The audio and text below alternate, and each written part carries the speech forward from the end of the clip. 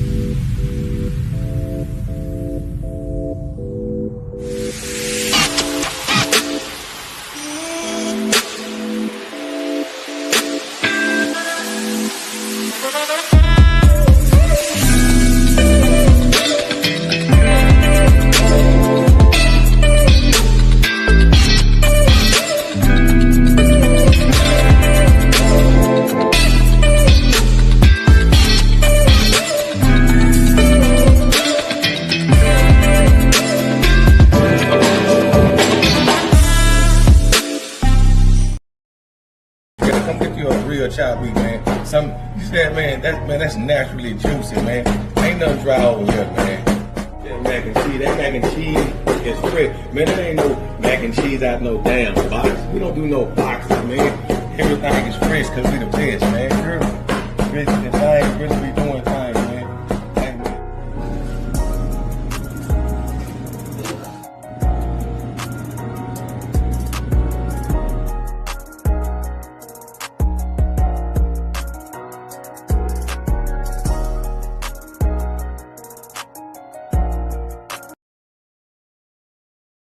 Here and spicing up seafood and grill. When I say they got some of the best fish in Dallas, y'all gotta come over there and check them out, man. Listen, when I say I ate some of this fish and I had to come back, I come back and hey, they hooked it up. Tell them what we got over here. Woo, man, we got something rock and rolling for you. Come on, Ollie, come get this fish.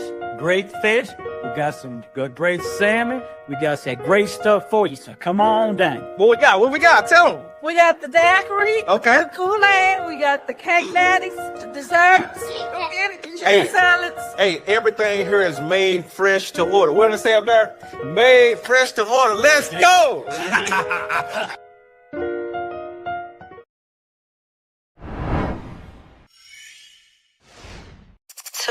Digital.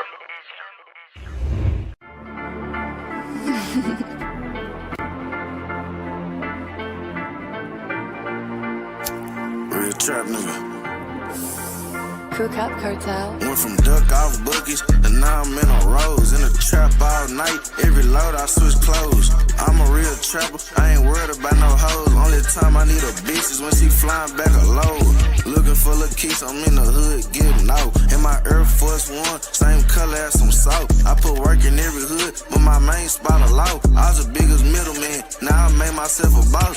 Everybody know, keeps a real street nigga. Got a scale and some bells and I keep a heat nigga.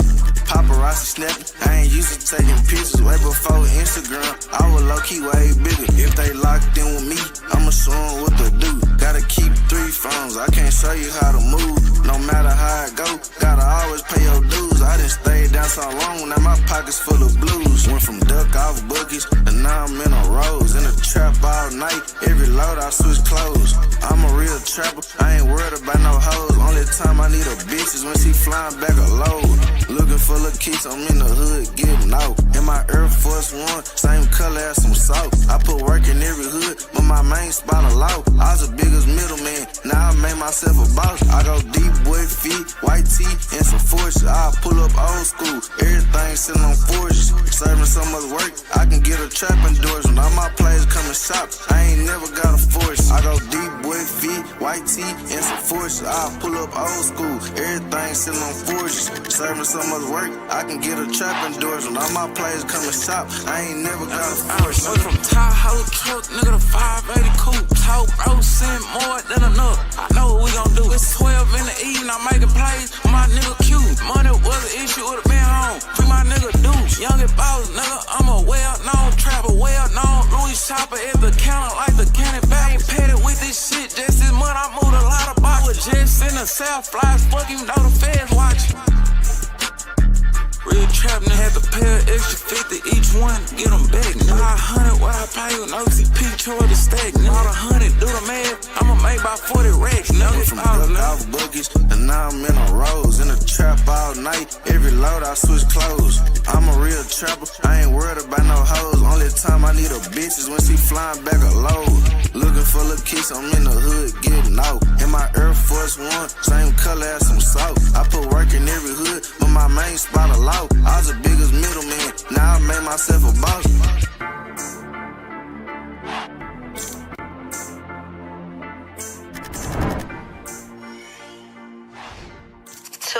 Digital.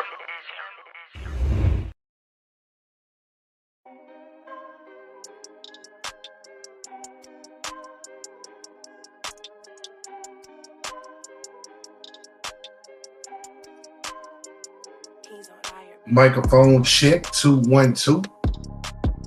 Loud and clear coming through. You know what I'm saying?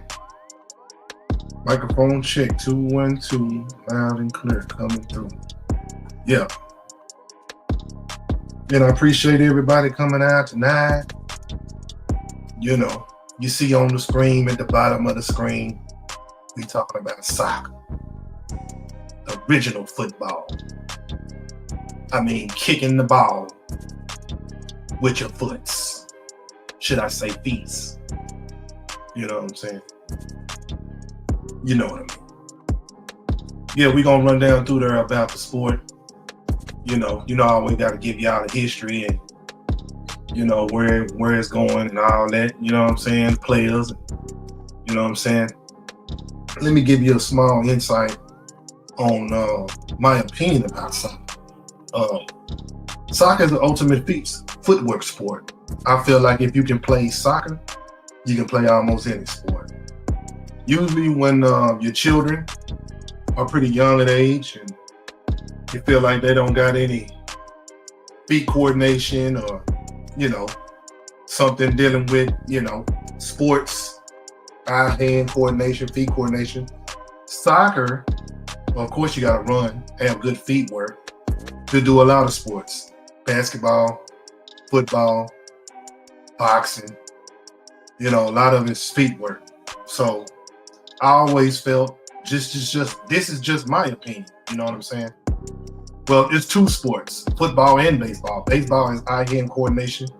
You know, you got to be able to see the ball pretty fast, and the ball's coming pretty fast. So if you can catch with your odd hand, not even your even hand, your odd hand, you throw with your even hand, but you catch with your odd hand. If you're right-handed, you catch with your left. If you're left-handed, you catch with your right. I mean, yeah, you know the opposite. But like I say, back to the soccer, man. It's an ultimate feet work sport. It's a world sport. In today's time, we're looking for some kind of peace of mind, something at ease, something to bring the world together with some type of, you know, peace based upon definitely what's going on right now in the world that we live in today. Soccer is one of those ultimate sports, I can truly say. There's been war. There's been, you know, feuding between countries, and all it takes is one soccer game to bring everybody back together. But like I say, man, you know, you could be the best player in the world, man, and bring the world together on one game. But let's get into the history of it. You know, I gotta run y'all down through there and give you some game if you didn't know. You know what I'm saying? About soccer. Soccer, also called football, is the world's most popular sport, with over 4 billion fans. Today, we'll discover how soccer became everyone's favorite game. Soccer is super old. Ancient Chinese people played cuju 2,000 years ago, kicking balls through small openings. Greeks and Romans had similar games too. In medieval England, entire villages played wild games, kicking balls from town to town. These games were so crazy that kings tried to ban them. Real soccer started in England in the 1800s. Different schools played with different rules. Some allowed hands, others didn't. In 1863, English clubs met in London and created one set of rules everyone could follow. They formed the Football Association and decided the most important rule: no hands except for goalkeepers. Each team would have 11 players on a rectangular field with goals at each end. Soccer is beautifully simple. 2 teams of 11 players try to kick a ball into the other team's goal. Players can run, pass, and kick. but no hands. Only goalkeepers can use hands in their penalty area. Games have 2 45-minute halves. Players get yellow cards for rule breaking and red cards for serious fouls. British sailors and workers brought soccer everywhere. By the early 1900s, people played in South America, Europe, Africa, and Asia.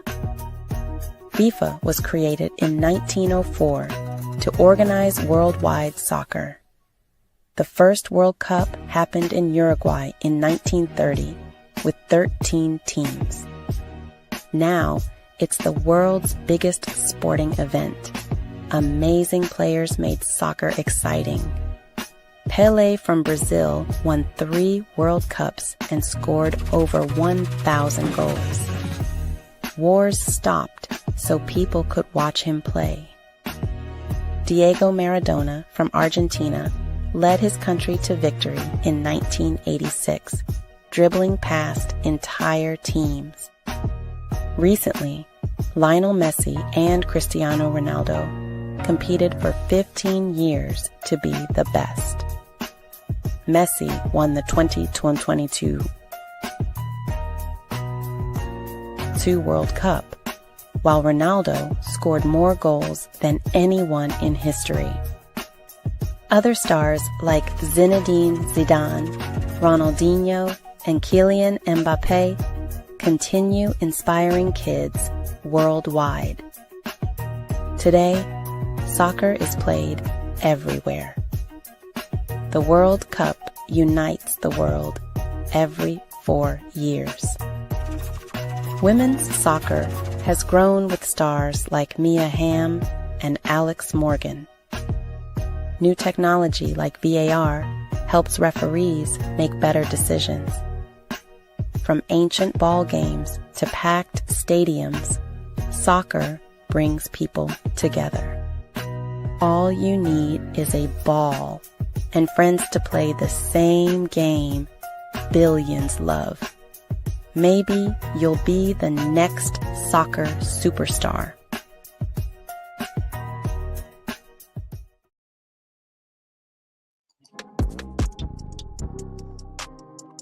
Yeah, man, that was a quick little history lesson. You know, maybe you might be just the next soccer superstar, man. You know, hey, like I say, it's a world sport. You know, it's been going on for thousands of years, man. You know, and we're gonna get into how the World Cup was put together. Hands down the greatest sporting event in the world. Throughout its history, 79 nations have taken part, and in the last World Cup alone, over 5 billion people tuned in to watch it, which is over 60% of the entire planet. But the story of the World Cup is even crazier than you could imagine. It's one full of controversy, politics, passion, and love for the beautiful game. So, this is the entire history of the World Cup. Alvaro Pereira hit by Hammers! Oh, what a goal! Surely now, Spain have won the World Cup. Argentina campeón del mundo! Argentina campeón del mundo! This story begins almost 100 years ago, before the World Cup was even an idea, because in 1914, FIFA decided to recognize the Olympics as the Football World Championship, meaning the country that won the Olympic football tournament would be crowned as the world champions, and it stayed this way for over 20 years until the 28th of May 1928, when FIFA President Jules Rimet had a golden idea that would shape the future of football forever. After seeing the global rise in popularity for this sport and the major success of the Olympic football tournaments, he wanted FIFA to stage its own international tournament outside of the Olympics, which is how the idea of the World Cup was born. And within just 2 years, this idea was turned into reality, as the first ever World Cup was hosted in 1930. This World Cup would take place in Uruguay, as they were the current world champions, having won the previous Olympic tournament. Now, the location of this tournament proved to be problematic for the European countries as there was a long journey by ship and Europe was going through a financial crisis at the time, so most nations couldn't afford the trip over. This first edition was attended by a total of 13 countries, 2 from North America, 4 from Europe, and 7 from South America. Egypt were set to be the only African team taking part, but due to bad weather, their ship had to be delayed and they missed the tournament. Japan and Thailand were the 2 Asian countries invited, but both withdrew leading up to the tournament, so on the 13th of July, 1930, the first ever World Cup kicked off as 13 countries battled to be crowned the champions of the world. The format was similar to what we see today, with 4 groups, and the winners of each group making their way to the semifinals for a knockout match. The final saw the hosts Uruguay face off against Argentina, and Uruguay defeated them 4-2 with 93,000 spectators in the stadium to be crowned the first ever World Cup champions, and they were handed the original trophy, which was different from what we see today. Now moving on to 4 years later, the next World Cup was set to take place in Italy, making it fair for the Europeans with the idea that the competition would alternate between Europe and South America. This time round, there was interest from enough countries to host a qualification stage, which saw 16 nations qualify for the finals, and this would be the same format used until the expansion in 1982. Uruguay, who were the title holders, were still upset at the lack of attendance from European countries, so they boycotted the tournament, meaning there was sure to be a new champion. Egypt became the first African team to take part, but were knocked out by Hungary in the first round. The final this year saw Italy face off against Czechoslovakia, where the game was decided in extra time as Italy won the game 2-1, making them Europe's first ever champions. Now roll on 4 more years and France hosts the 1938 World Cup, which was controversial as it went against the agreement to alternate between South America and Europe, meaning both Argentina and Uruguay boycotted the competition this time round. This tournament only saw 15 nations competing, as in the build-up to it, Austria was absorbed by Germany in the early stages of the war. Italy yet again made it to the final, and this time comfortably beat Hungary 4-2 to make it their second World Cup in a row. Now, after 3 successful World Cups in a row, the world was well and truly hooked, and we're excited for the next tournament to come. But unfortunately, it's a bit difficult to host a World Cup when there's a world war going, so fans and players would have to wait 12 years for the great tournament to return, but believe me, it was going to return in style. Come 1950, and the World Cup would return to South America, as Brazil hosted it this time round, and the world was about to witness the biggest and best tournament yet. India refused to play in this edition after they were told they couldn't play barefoot. Yes, really. Italy, who were the current world champions, were a shock entry because 2 years prior, the Torino air disaster caused the death of a number of national team players. This year was also the first time that British nations joined the party, as they had refused to join FIFA prior to this for political reasons. The final saw Uruguay defeat the hosts Brazil to win their second and final World Cup in a packed-out Maracana with 173,000 spectators, which to this day is still the most viewed World Cup final ever. This tournament saw the Brazilian legend Leonidas take home the Golden Boot, as he finished as the tournament's top scorer. But now moving on to 1954, this World Cup was hosted in Switzerland and was the highest scoring tournament ever. This was also the first tournament to be properly televised, meaning the World Cup finally became a global phenomenon, as fans could finally watch from all over the planet. In the quarterfinals, Austria knocked out the hosts Switzerland in a thriller of a match, finishing 7-5, which to this day remains the highest scoring World Cup match ever. Hungary finished the tournament as the highest scoring nation with a total of 27 goals, thanks to icons like Ferenc Puskás and Sando Kostic, and it looked like they were going to win the whole tournament, especially after going 2 goals up in 10 minutes in the final. But West Germany had different plans for this game. They clawed back from a 2-0 deficit to triumph against the Hungarians, finishing the game with 3-2, with Helmut Rahn scoring the winner in probably the most iconic game in German football history. The Germans remember this day as the Miracle of Bern, and this final really was great, but it wasn't the greatest final ever because we still need to get to that. And not only because we still have 18 World Cups to talk about, and we're going to discuss the cheating scandal that saw Argentina lift the World Cup, the footballer who was killed for scoring an own goal, and we're even going to talk about the future of the World Cup because from 2026, the tournament is going to change forever. But before we get to all that, all I ask is that you subscribe to the channel. It would really mean the world to me if you would join the Top Bins family. But anyway, now it's time to talk about the first sighting of the World Cup's greatest ever player, Pele. 1958 saw Sweden host the World Cup, which meant that, yet again, it was held in Europe twice in a row, and the rest of the world were not happy. So, FIFA decided that this would be the last time this would ever happen, and from the next tournament, they made the rotation between continents an official rule.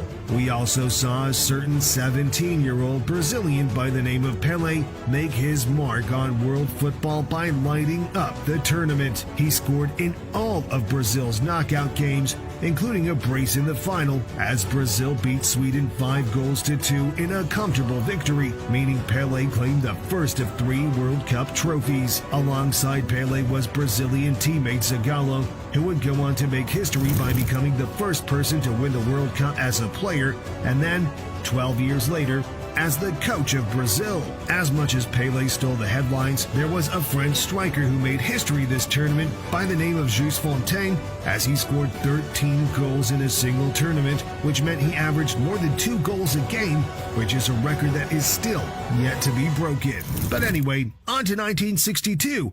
Hosted in Chile, where Brazil went back-to-back to win their second World Cup trophy, beating Czechoslovakia in the final. The fact that this World Cup even took place was a shock, because just 2 years before, there were major earthquakes in Chile, meaning the entire infrastructure for this tournament had to be rebuilt, but somehow they managed just in the nick of time. Now, although Brazil won the tournament, their star man Pele underperformed due to injuries, but luckily they had other stars like Vava and Garrincha who were able to lead them to glory. But Pele wasn't the only underperforming star, because the Soviet Union goalkeeper Lev Yashin, who was one of the best players in the world at the time, also came under a lot of scrutiny for poor performances.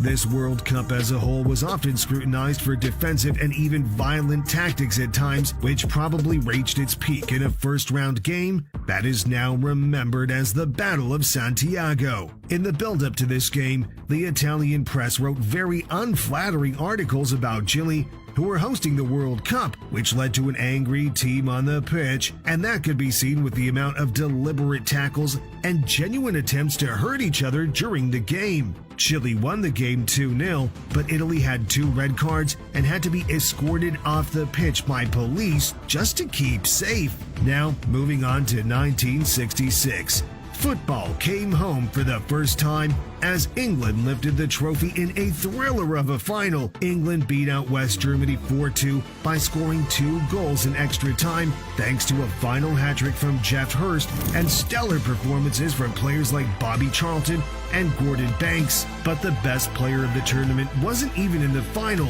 because that was probably the Portuguese icon Eusebio, who finished as the tournament's top scorer. This World Cup was also hosted in England and was the first time the tournament made use of an official logo and a mascot. North Korea became the first Asian team to reach the quarterfinals as they beat out Italy in the process, and South Africa was banned from the World Cup for the next 26 years for breaching anti-discrimination policies. But now we're moving into 1970, hosted in Mexico, making this the first North American tournament. Brazil won their 3rd World Cup in 4 tournaments, making this Pele's 3rd trophy. This was also under the management of Zagallo, who won it as a player 16 years before, making him the first man to achieve that feat. The final saw Brazil breeze past Italy, winning the game 4-1, And this tournament is also remembered for the semi-final match between West Germany and Italy, which saw 5 goals scored in extra time and had Franz Beckenbauer play the match with a broken arm because Germany ran out of substitutes. But unfortunately, his efforts were in vain as Germany got knocked out even despite having the top scorer of the tournament on their side, Gerd Müller. But Germany wasn't worried because 4 years later, they were hosting the World Cup and they were back with a vengeance as they beat out the Netherlands 2-1 to lift the World Cup trophy. This Dutch side revolutionized world football with their total football philosophy, with their main man Johan Cruyff at the center of it all, but they just didn't have enough in them to beat out this iconic German side with Gerd Müller and Franz Beckenbauer 4 years better than the previous final defeat. This was also the hardest World Cup to actually qualify for, especially for the European teams, because England and Italy were placed in the same qualifying group, meaning only one of the 2 previous world champions were going to make the tournament, and despite winning 5 out of 6 of their qualifying games, England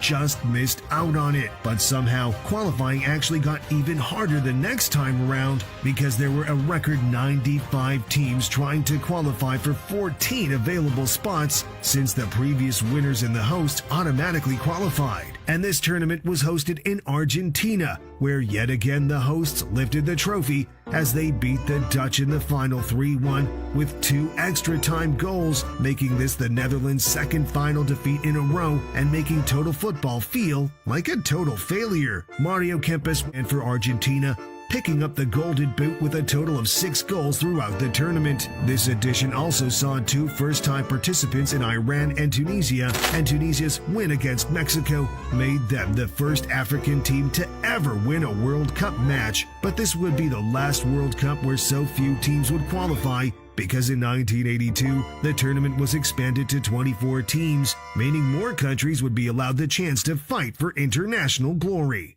And this tournament was hosted in Spain, but the expansion caused for a slight format change. The 24 qualified teams were split into 6 groups of 4, where the top 2 teams of each group would be placed in the second round. They would then play in another group stage, where they were split into 4 groups of 3. The winners of these 4 groups would be placed in the semifinals, and then it would be a 2-rounded knockout with the semifinals and the final. A bit confusing, but I hope it made sense. But anyway, with the 8 extra slots, we saw 5 new first-time participants in Cameroon, Algeria, Honduras, New Zealand, and Kuwait, and we also saw a record match in the group stage as Hungary beat El Salvador 10-1, which to this day is still the biggest winning margin in World Cup history. The great Paolo Rossi was the star man of this tournament as he scored a hat-trick against Brazil to help guide Italy to the final against West Germany, which Italy managed to win 3-1. Now,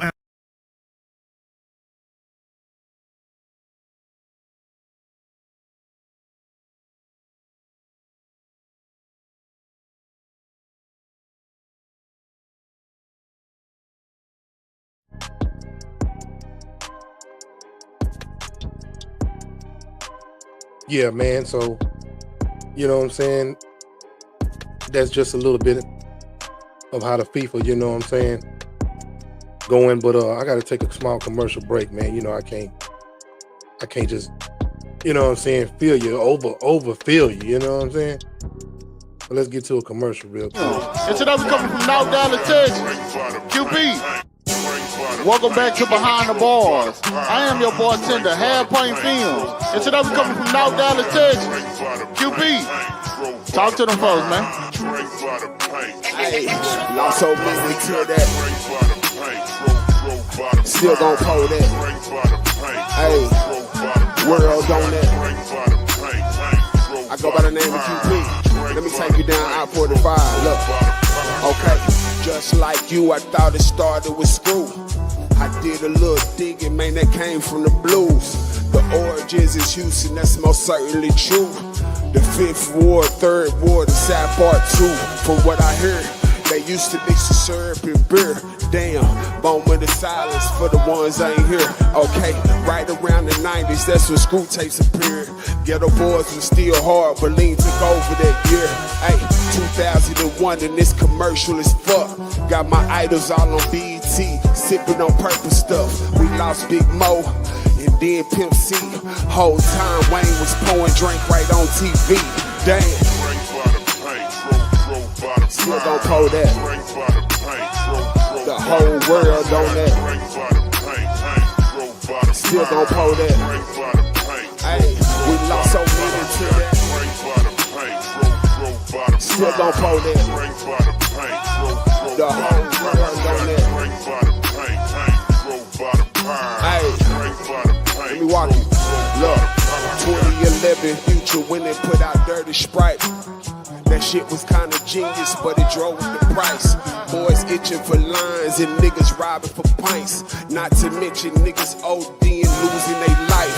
I ain't tripping if I get a Sprite, I still just might. Seen what it done to Pete, it turned him into a hype. If you ain't tried to kick it, boy, you in for a fight. See my partner yesterday, I had to look at him twice.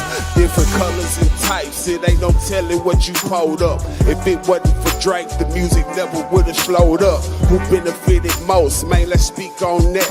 Pharmaceutical companies that got rich out rap. Damn. Still gon' pull that. The whole world on it.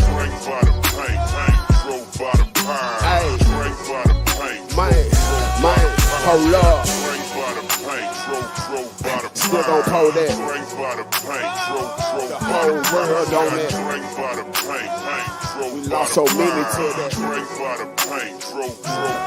And you niggas out there pouring them lines, my nigga, that shit came from Texas, you know what I'm talking about? But you niggas be careful what y'all buying, you know what I'm saying?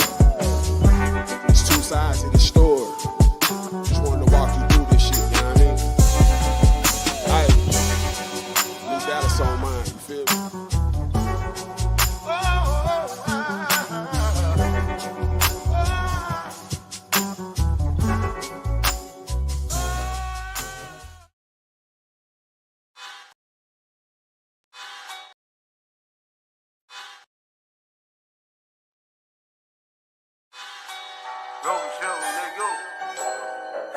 Young Ball on the beat. Got your boy fucked up. Southside. I went platinum, nigga. Just like Whitney, nigga. Like Beyonce. I like 50, nigga.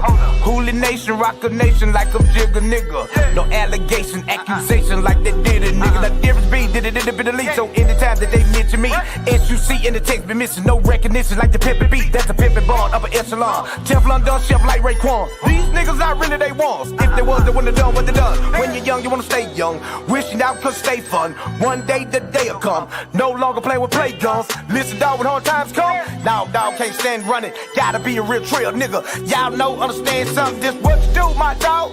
Pick yourself back up. You fall down, got to get up. Get with it, bruh. Don't give up, what's up? Pick yourself back up. You ever fall off, cause the dog that sells off. Then wipe your scale off. Hell no. You got big pro funked up. All that talking down, you gon' make me walk you down.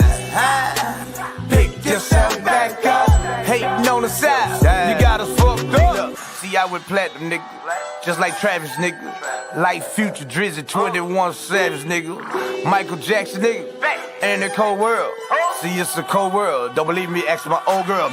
20 years, said plenty tears. Bro, what the fuck you crying for? Sentimental when it's beneficial. Our love affairs is what you lying for. Yep, I see you trying, bro. Raise your family with a 9 to 5. Me, I had to be a D-boy. OG had his own day with 9 to 5. Grind died, I'm trying to shine. Me against the world with no pistol left. Goddamn, if I ain't the best, y'all must be on crystal meth. Top 5, dead or alive. Y'all must have made that list yourself. Bitch, I'm Darth Vader, just like Jada. Just like me, just kiss her death. Hey, why go risk your hell? Gladiator, don't fit a radiator or the navigators in the law. High about bad rules, but I'm glad I made it. If you lose in the streets, take it. Got to be like one of the bravest. Goddamn, I ain't never fake it. I'm happy, nigga, about to make it. Let go. Pick yourself back up. You fall down, you gotta get yourself back up. You feel me? Yeah, man. Yourself back up. I done seen, you know, I done seen my share of motherfucking bad times. Hey, got big fucked up. For something so much better to come. Hey. Get rid of that dead weight. Pick yourself back up. Pick yourself back up. Just yourself out. Might be knees out. Fuck up. Shit, where my key, dog? I know what's no call.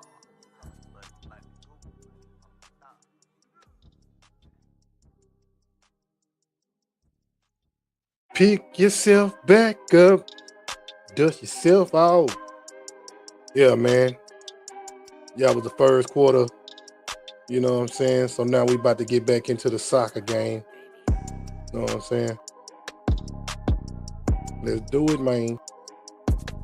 Germany, which Italy managed to win 3-1. Now, after one edition with that format, they scrapped it for the 1986 World Cup hosted in Mexico. They decided to replace the second group stage with an extra knockout round, meaning it was now the initial group stage, then a 16-team knockout till the final. Jose Batista broke records in this tournament by becoming the fastest player to get a red card in history by getting sent off after just 56 seconds for Uruguay against Scotland. This year, Argentina won the tournament thanks to both the brilliance and the cheating of Diego Maradona as they beat West Germany 3-2 in the final. But the real controversy came in the quarterfinal match between England and Argentina, where two of the most iconic goals in World Cup history were scored by Maradona. The first was a clear handball goal, which the referee just didn't see. And the second was what is described as the goal of the century as he dribbled past 5 English players from half pitch before putting the ball in the net. Despite being so wrongfully knocked out in the quarterfinals, Gary Lineker still took home the Golden Boot with 6 goals for the tournament, but surely that wouldn't have been enough for him to forget that controversial hand of God. But in 1990, the major controversy actually happened in the qualifying stage of the World Cup, because the Chilean goalkeeper Roberto Rojas got banned for life and got Chile banned from the World Cup. Chile faced Brazil in a crucial qualifying match when Rojas saw a flare thrown onto the pitch. He took this as an opportunity to fall to the ground and cut himself with a blade that he hid in his gloves to make it look like the flare hit him. If the flare actually did hit him and was thrown by the Brazilian fans, Brazil would have been disqualified. But unfortunately for Rojas, one photographer was able to pick this all up on camera, meaning he got caught and was banned for life from the World Cup, and Chile were banned from this tournament. But now let's get to what actually happened in this tournament hosted by Italy. Well, yet again, we saw West Germany face off against Argentina in the final, but this time West Germany did enough to seal the victory, winning 1-0. This was the lowest scoring tournament ever, but two players did steal the hearts of world football, being Italy's Salvatore Schillaci, who won the Golden Boot, and England's Paul Gascoigne, who played with magic in his feet. Cameroon were also the first African nation to reach the quarterfinals as African football continued to rise in strength, but still couldn't match the Europeans or the South Americans. Now moving on to 1994, this was hosted in the United States and became the most viewed World Cup in history, with a total attendance of 3.6 million spectators live in the stadiums, and quite a lot happened this year. After the group stage, Diego Maradona tested positive for drug usage and was banned mid-tournament, which left a gaping hole in the Argentina team, and they got knocked out in the first game without him.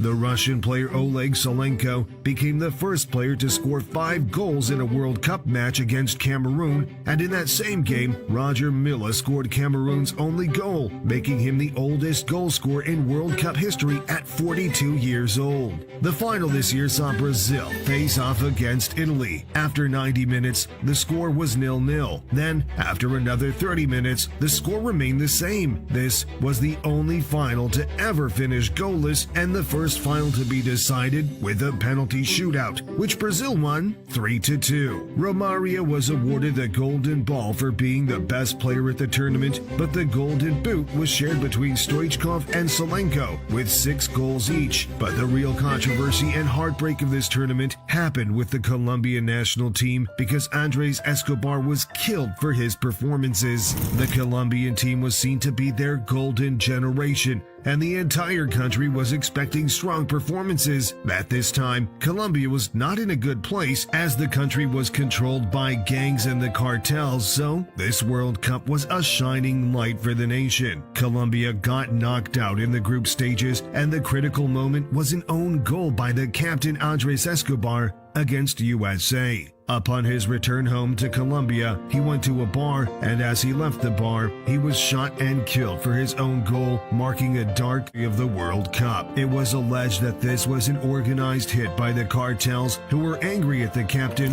as they'd placed big bets on the Colombian team and were angry at him for their loss, but that hasn't been confirmed. But despite such a tragedy, football lives on. And Colombia did actually qualify for the next World Cup in 1998, hosted in France, but yet again got knocked out in the group stage. Thankfully, this time round, there were no tragedies associated with the early exit. But this World Cup did also see a shift in the format once again, because we finally got the expansion to 32 teams, which is the format we know today, and for the last time in 2022. This expansion also now allowed for 2 countries from the same continent to be placed in the same group together. This tournament saw Lothar Matthäus play, which was a record-breaking moment as he became the player with the most World Cup appearances in history, with 25 across 5 separate tournaments. This year's final saw Brazil face off against France, with each team having arguably one of the 2 best players in the world at the time, being Zidane for France and Ronaldo Nazario for Brazil. A couple hours before the final, Ronaldo Nazario suffered seizures, which should have ruled him out of the game, but he controversially was placed in the starting 11. His performance was a shadow of the player we saw throughout the entire tournament, and on the other hand, Zidane showed up, scoring 2 goals in the final to win France their first ever World Cup. This French team also had Didier Deschamps playing, who would go on to become the second person to win as a player and then as a manager 20 years on from this tournament. But anyway, despite this loss to France, Brazil would be back and back stronger, because they didn't come to take part, they came to take over. This was the first World Cup hosted in Asia and was split between South Korea and Japan. Brazil were even better than they were last time, with a front 3 known as the 3 R's for Ronaldo, Ronaldinho, and Rivaldo. This front 3 helped Brazil storm the tournament as they beat Germany 2-0 in the final. Ronaldo Nazario picked up the Golden Boot, but the Golden Ball award for Best Player was handed to the German goalkeeper, Oliver Kahn. South Korea became the best performing Asian nation in history as they reached the semi-finals, which was a great achievement for a smaller footballing nation. But now, roll the clock to 2006, and Germany were hosting this tournament. Ronaldo Nazario became the greatest goal scorer in the history of the competition by scoring his 15th World Cup goal, breaking the record for the most goals in history. This year was a brutal one, with the most yellow cards ever in a tournament, with a total of 345 cards, and the brutality this year was epitomized in a match between Portugal and Netherlands, which is now known as the Battle of Nuremberg, as there were a total of 4 red cards, making that the most cards ever in a single match. This was also the first of 5 World Cups that both Messi and Ronaldo would take part in, but neither really tore it up. This year's drama all came in the final matchup between Italy and France, where Zinedine Zidane was truly on smoke. He scored a Panenka penalty off the crossbar to show he had nerves of steel. And then, with 10 minutes to go in extra time, with the score tied at 1, he headbutted Marco Materazzi for insulting his sister, which caused him to get sent off. The game went to penalties, and thanks to the heroics of Gianluigi Buffon, Italy managed to lift their 4th World Cup trophy, whilst Zidane walked away with a silver medal, a red card, the Player of the Tournament award, and probably a bruised head. Now, from one dramatic final to another, 2010 saw Spain in the peak of their golden era as they lifted the trophy with a 16th-minute winner for Andres Iniesta to allow Spain to lift their first and only ever World Cup. They defeated the Netherlands in the final, which made this their 3rd final defeat without a victory. They're like an international Tottenham Hotspur, bottling it every time. This tournament was hosted in South Africa, making it the first one in the continent, and North Korea also made history by conceding 16 goals in 3 games, being the most a country has ever conceded in the competition. But if there's one thing that stands out from this tournament, it's not the players or the coaches, but it's the football. The Jabulani was the football created for this tournament and was considered as the ball from hell. It was unpredictable and erratic for players, and they hated it. But this just added more drama and excitement, and from a viewer's point of view, it was beautiful to watch, making it the most iconic football ever.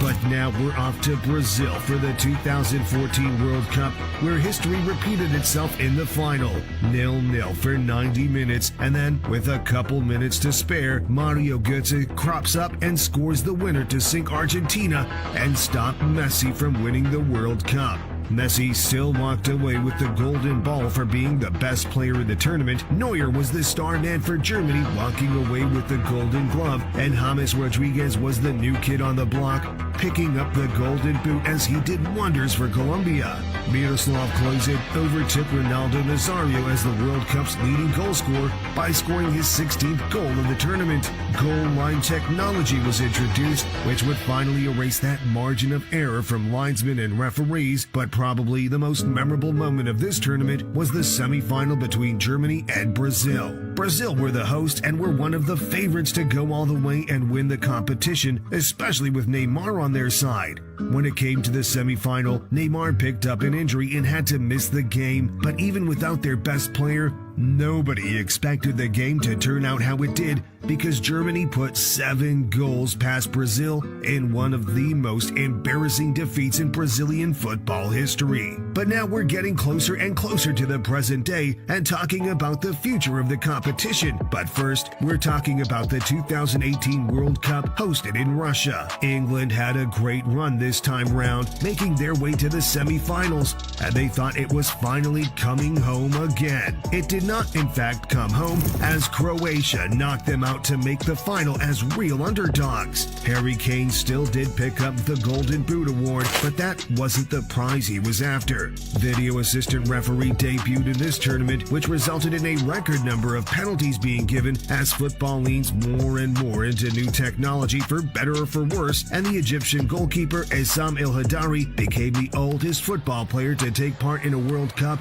at 45 years old. But now, let's talk about the final. France were the clear favorites coming up against the underdogs Croatia, who had an inspiring run to the final, thanks in particular to the brilliance of their little magician, Luka Modric. France won the game 4-2 to lift their second World Cup 20 years on from their first, and managed by Didier Deschamps, who played in the first World Cup victory. After this tournament, the name on everyone's lips was the young kid who tore it up, named Kylian Mbappe, who would do the same thing in Qatar 4 years later. 2022 became the first World Cup hosted in a Middle Eastern country and was hosted in December in order to compensate for the extreme temperatures. Since Qatar didn't have the stadium set up from before, they practically built every stadium from scratch, and despite some serious controversy in the ethics of these stadiums, I have to admit they look beautiful. This tournament saw both Messi and Ronaldo make history,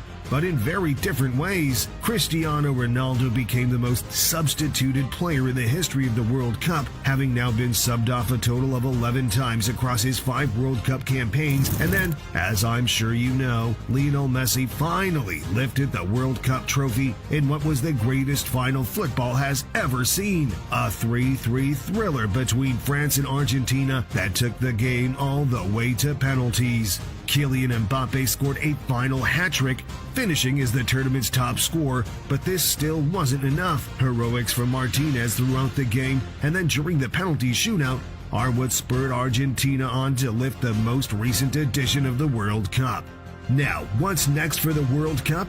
The 2026 tournament will be hosted in North America and shared between Mexico, Canada, and the United States. This World Cup will see an expansion from 32 teams to 48 teams, who will be placed into 12 groups of 4, where 2 teams will qualify from each group to form a knockout stage, and then the 8 so-called best performers who finish third in the groups will also join this 32-team knockout stage, meaning more games and more drama for fans. Who do I think will win it? If Harry Kane has managed to get all the Spurs out of him by then, I'd say England. But over a decade at Spurs is hard to shake, so I'd go with Brazil in that case, with the likes of Endrick, Vinny Jr., and Rodrigo all young and fired up. Now, after 22 World Cups, Brazil remains the only nation to play in every single World Cup. Klose sits on the top of the all-time scorer chart, but Kylian Mbappe is only 4 goals away from that, so it's likely he's going to overtake it. And there's just a chance that Ronaldo stays playing long enough to make his 6th World Cup and have one last go at completing football.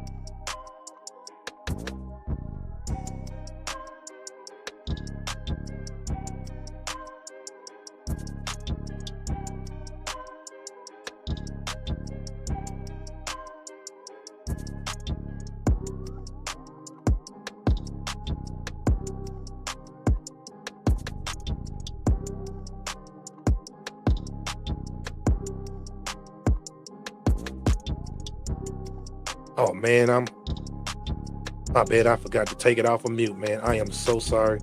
I was just running away. Hey man, like I said, some of these teams, man, have been holding the trophy for a minute and started off with, getting things across all across the world, man. It's sad to say that some of these players have lost their life over some of these games, man. I just cannot believe some of these players have got murked over the game. Like, you missed that goal, you are out of there. I mean, hey, the people are out here trying to play to have fun, not be playing up under the gun. You know what I'm saying? It's just ridiculous, man. But let's move on, man, and jump into a small commercial break real quick.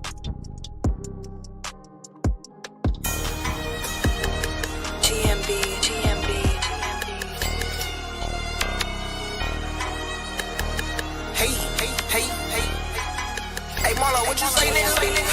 Lil' bro caught it, tryna get him at that jam. I'm back on that road, 300 bowls in this round. Having a business meeting, me and the bros eating lamb. Bro said you been in the gym? I guess, cause I've been moving pounds. Every day a nigga beat that nigga, break you apart by little DJ, nigga. Free duck, can't wait to see that nigga. 1,000 bowls on a PJ with it. Fuck how she look, that shit pretend. If she held you down, that bitch a 10. Gotta love a bitch, wanna see you win. Cause half these hoes won't even put in. Cooking dope, that's a hot pan. He a wash machine, how that nigga spin. Gotta watch your mans, nigga dropping pins. Not enough hands, all these fucking gins. In the hood like a plastic plate. Lot of jail story, nigga fabricating. Good pussy had me masturbating. In prison, the only time I graduated. Throw it on like 4 seasons. Keep your head up like your nose bleed. I'ma walk the block till my toes bleed. He wasn't on the play, he went for no reason. Chains on like a slave or something. Every day I work like a maid or something. You gon' eat a bullet, say you taking something. Won't move a muscle unless I make it so. Every day I chase a check like I was a Nike fit. Think I play for Dallas Stars. I keep a hockey stick. Tell them bitches free baby. I just start popping it. Like the couch at my spot. These the niggas I'm rocking with. Every day I chase a check like I was a Nike fit. Think I play for Dallas Stars. I keep a hockey stick. Tell them bitches free baby. I just start popping it. Like the couch at my spot. These the niggas I'm rocking with. I'm gone till I'm send them her. I'ma run through it like a living dirt. Put a whole load in this Wagoner. Pro with the tool like an engineer. Trap roll like a skateboard. And shit a pack like Stay Farm. When your numbers low, they gon' pay for it. When your dope good, they gon' wait for it. 54 the beat, extra weed. Bust the box down like trees. Sell them 6 a piece. In the kitchen, cook the work like it's something to eat. Hit the road, man, a chin, got them things for cheap. Let me see. Better get your smoke for me. Buy a box, get a box for free. Ain't no bread in that bag, gotta beat your feet. I was just in myself trying to beat my meat. 5 grand for 10. Better gon' shop again. I'm in that pot again. Hit your light park right when you stopping in. 500 off the runs when you copping 10. I ain't lying. Boy, my dough got a line. Shit got me in the bind. Straight drop dope, I ain't taking no 9. You can cook it up or sniff a line. Every day I chase a check like I was a Nike fit. Think I play for Dallas Stars. I keep a hockey stick. Tell them bitches free baby. I just start popping it. Like the couch at my spot. These the niggas I'm rocking with. Every day I chase a check like I was a Nike fit. Think I play for Dallas Stars. I keep a hockey stick. Tell them bitches free baby. I just start popping it. Like the couch at my spot. These the niggas I'm rocking with.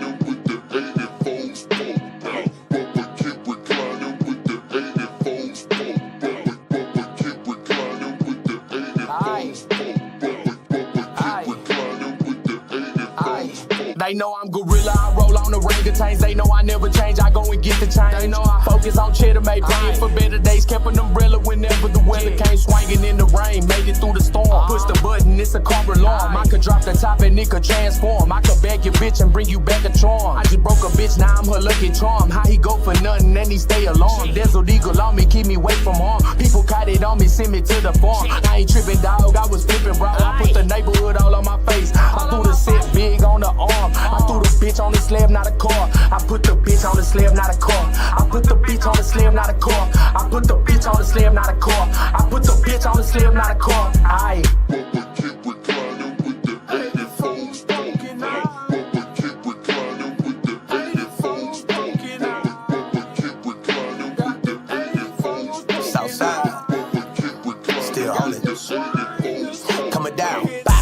in that slap again. I'm making bad again. Yep, candy paint on foes. I'm in that trap again. I got that pack again. Brown, purple, white, and blue. Gay Migo. 3-0. Why? That's my mijo. Can't forget Chunky and my partner named Rico. Lost high, so a nigga try to Dr. Rico. Tell the op they gon' get shot like a free throw. Chino 1, Chino dose, and the OG though. Say Hugo Terraneo about Edo. Big dog from the SUC though. I can't believe they delivered off the leash though. Beast though, spent it on the beast though. Freestyling free dope, gotta pay a fee though. Ran through the matrix, no Neo. Jobs, we my nigga CEO. RPM say 160. RGM nigga 150.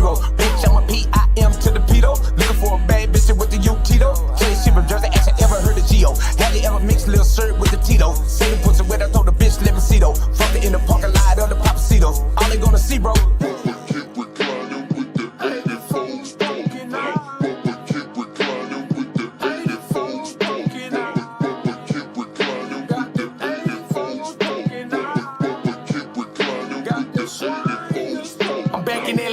Trunk is on crack again, I got the fifth on relax again. If they say that they need it, I got it, I'm texting him. He know I go get the racket thing. I'm swinging so hard that I'm breaking the axle. Pull up in an old school slab like a damn pterodactyl. Pull up and serving some dope out of capsule. Bring up the city, you know I'm a factor. I chop these boys up to a fraction. These niggas be talking, they acting, capping and rapping. Aye. When I get on beats, I be snapping. They know I be robbing and looting and shooting and jacking. But the paper be stacking. I got the front and the back and I'm never be lacking. Cause the money my own satisfaction. We ain't stirring down nothing, we been about the action. Been about the mullet, pozole and beef. I'm in the north, man, they know where I bleed. They gon' get fucked up, they take what I eat. Aye. I'm in the streets, not a lease. I gotta get to the cheese. Can't fuck with you, all of you leeches. Yeah.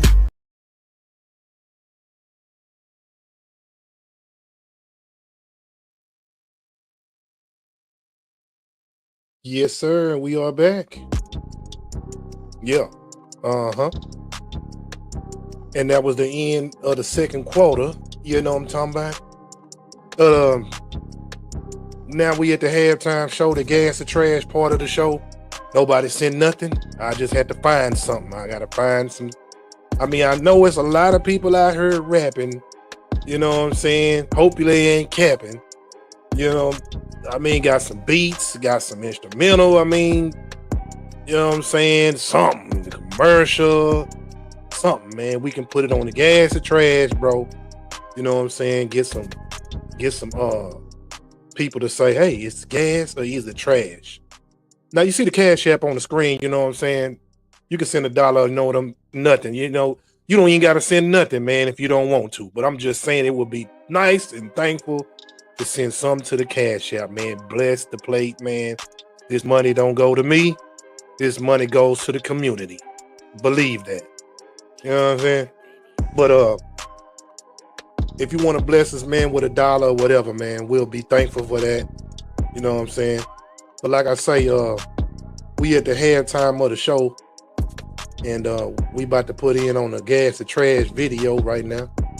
I just need y'all opinion of gas to trash. No, don't even worry about my opinion, because evidently my opinion, you know, counts if I'm playing it. You know what I'm saying? So, like I say, we finna get into the gas or trash video. You know what I'm saying?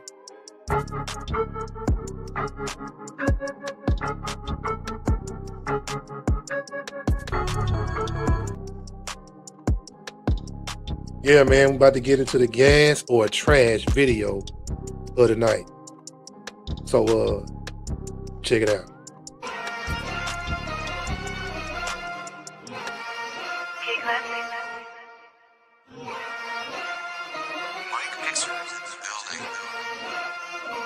Hey, I don't know about you, but I'm so thankful. I need a blessing, need more angels. Never get two-piece Bojangles. Never get stumped on Kurt Franklin. You don't want it with me, I go toe-to-toe. This ain't Casper, I got the Holy Ghost. That's how I love God out in Tokyo. Hey, big stepper G.O.D. You got a Glock that Bible on me. You can get knocked off your feet. Hitting your left eye TLC. Hey, I gotta pray before I sleep. Daily bread, I gotta eat. I'm praying, I'm keeping it peace. Serving the Lord, ain't serving the street. He give me strength when I'm weak. I gotta vent, gotta speak. Got a taste of your glory, it's sweet. They say truly your story unique. I was deep in that water, no beach. Had a stain, I came with the bleach. I was in prison, I came with the key. I know I'm different, got people to reach.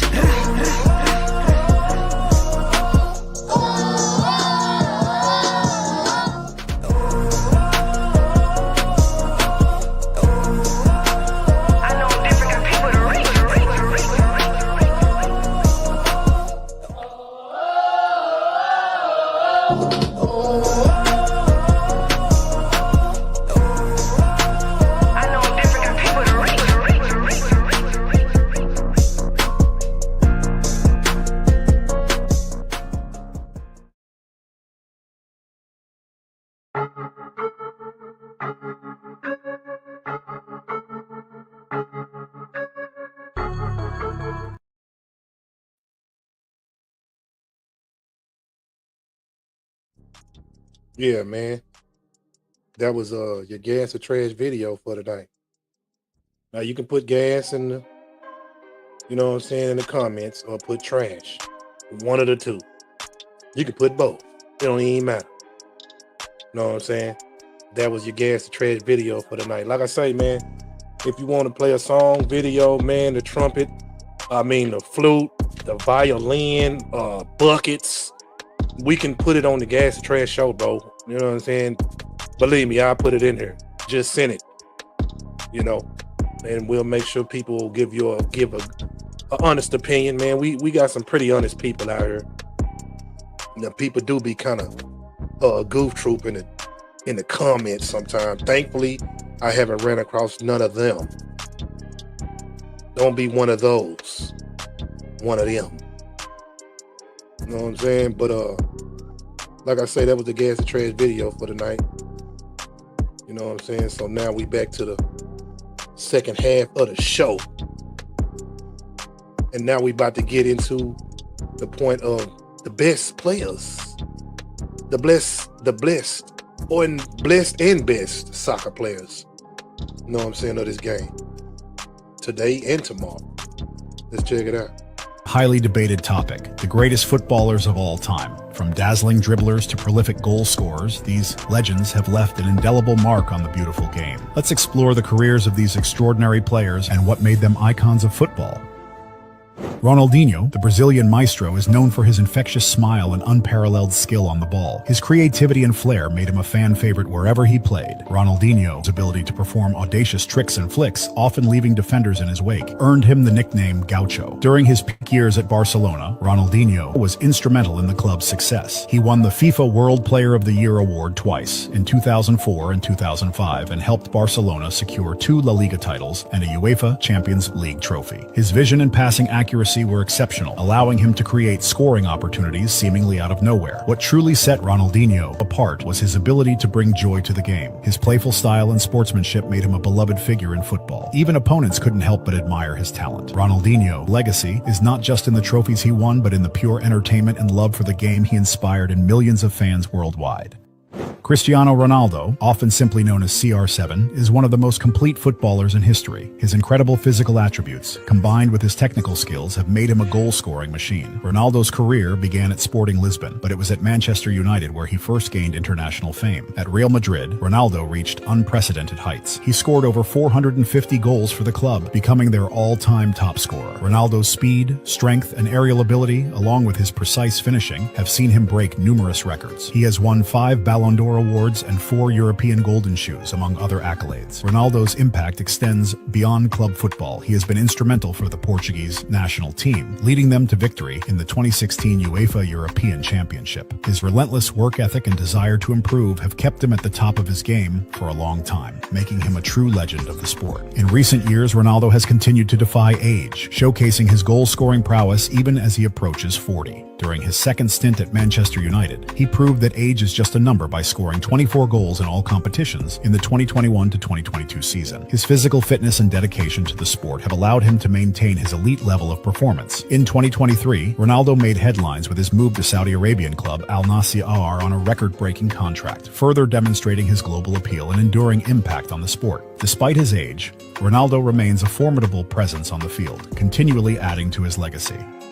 Johan Cruyff was a pioneer of the modern game. His intelligence on the field and innovative approach to football have left a lasting legacy. Cruyff was the face of total football, a philosophy developed at Ajax and later perfected at Barcelona. This approach emphasized fluidity, with players capable of occupying multiple positions. Cruyff's playing career was illustrious. He won 3 Ballon d'Or awards and led Ajax to 3 consecutive European Cup victories. His move to Barcelona in 1973 transformed the club, both on and off the pitch. Cruyff's influence extended to his coaching career, where he led Barcelona to their first European Cup win in 1992. What made Cruyff great was his visionary thinking and ability to execute it on the field. He wasn't just a player, he was a thinker, constantly analyzing and finding ways to improve the game. His impact on football tactics and philosophy remains profound, with many modern coaches and players drawing inspiration from his ideas. Before we continue, please give this video a like and subscribe to our channel. It really helps us out. Thank you.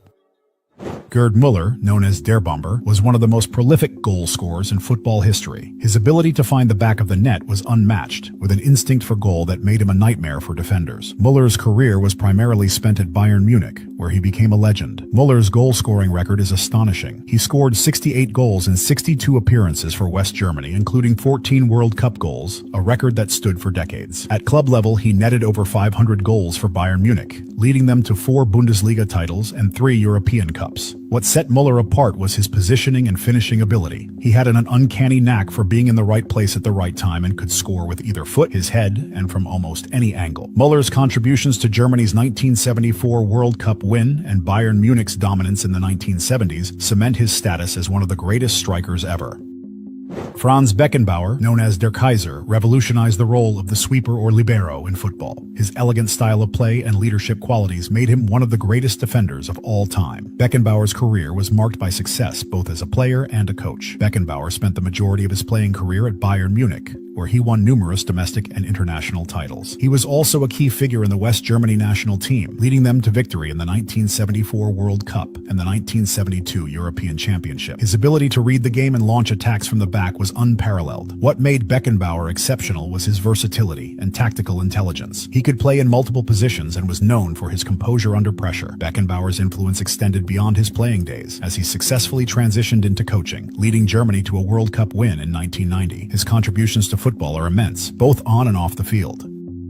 Zinedine Zidane, often referred to as Zizou, was a magician with the ball. His exceptional technique, vision, and elegance made him one of the most graceful players to ever play the game. Zidane's ability to control and manipulate the ball in tight spaces was second to none. Zidane's career highlights include leading France to their first World Cup victory in 1998, where he scored twice in the final. He also won the UEFA Champions League with Real Madrid in 2002, scoring a stunning volley in the final. Zidane's individual accolades include 3 FIFA World Player of the Year awards and 1 Ballon d'Or. What set Zidane apart was his ability to perform in the biggest moments. He had a knack for scoring crucial goals in important matches and was a true leader on the field. After retiring as a player, Zidane transitioned into a successful coaching career, leading Real Madrid to multiple Champions League titles. His impact on football as both a player and a coach is undeniable.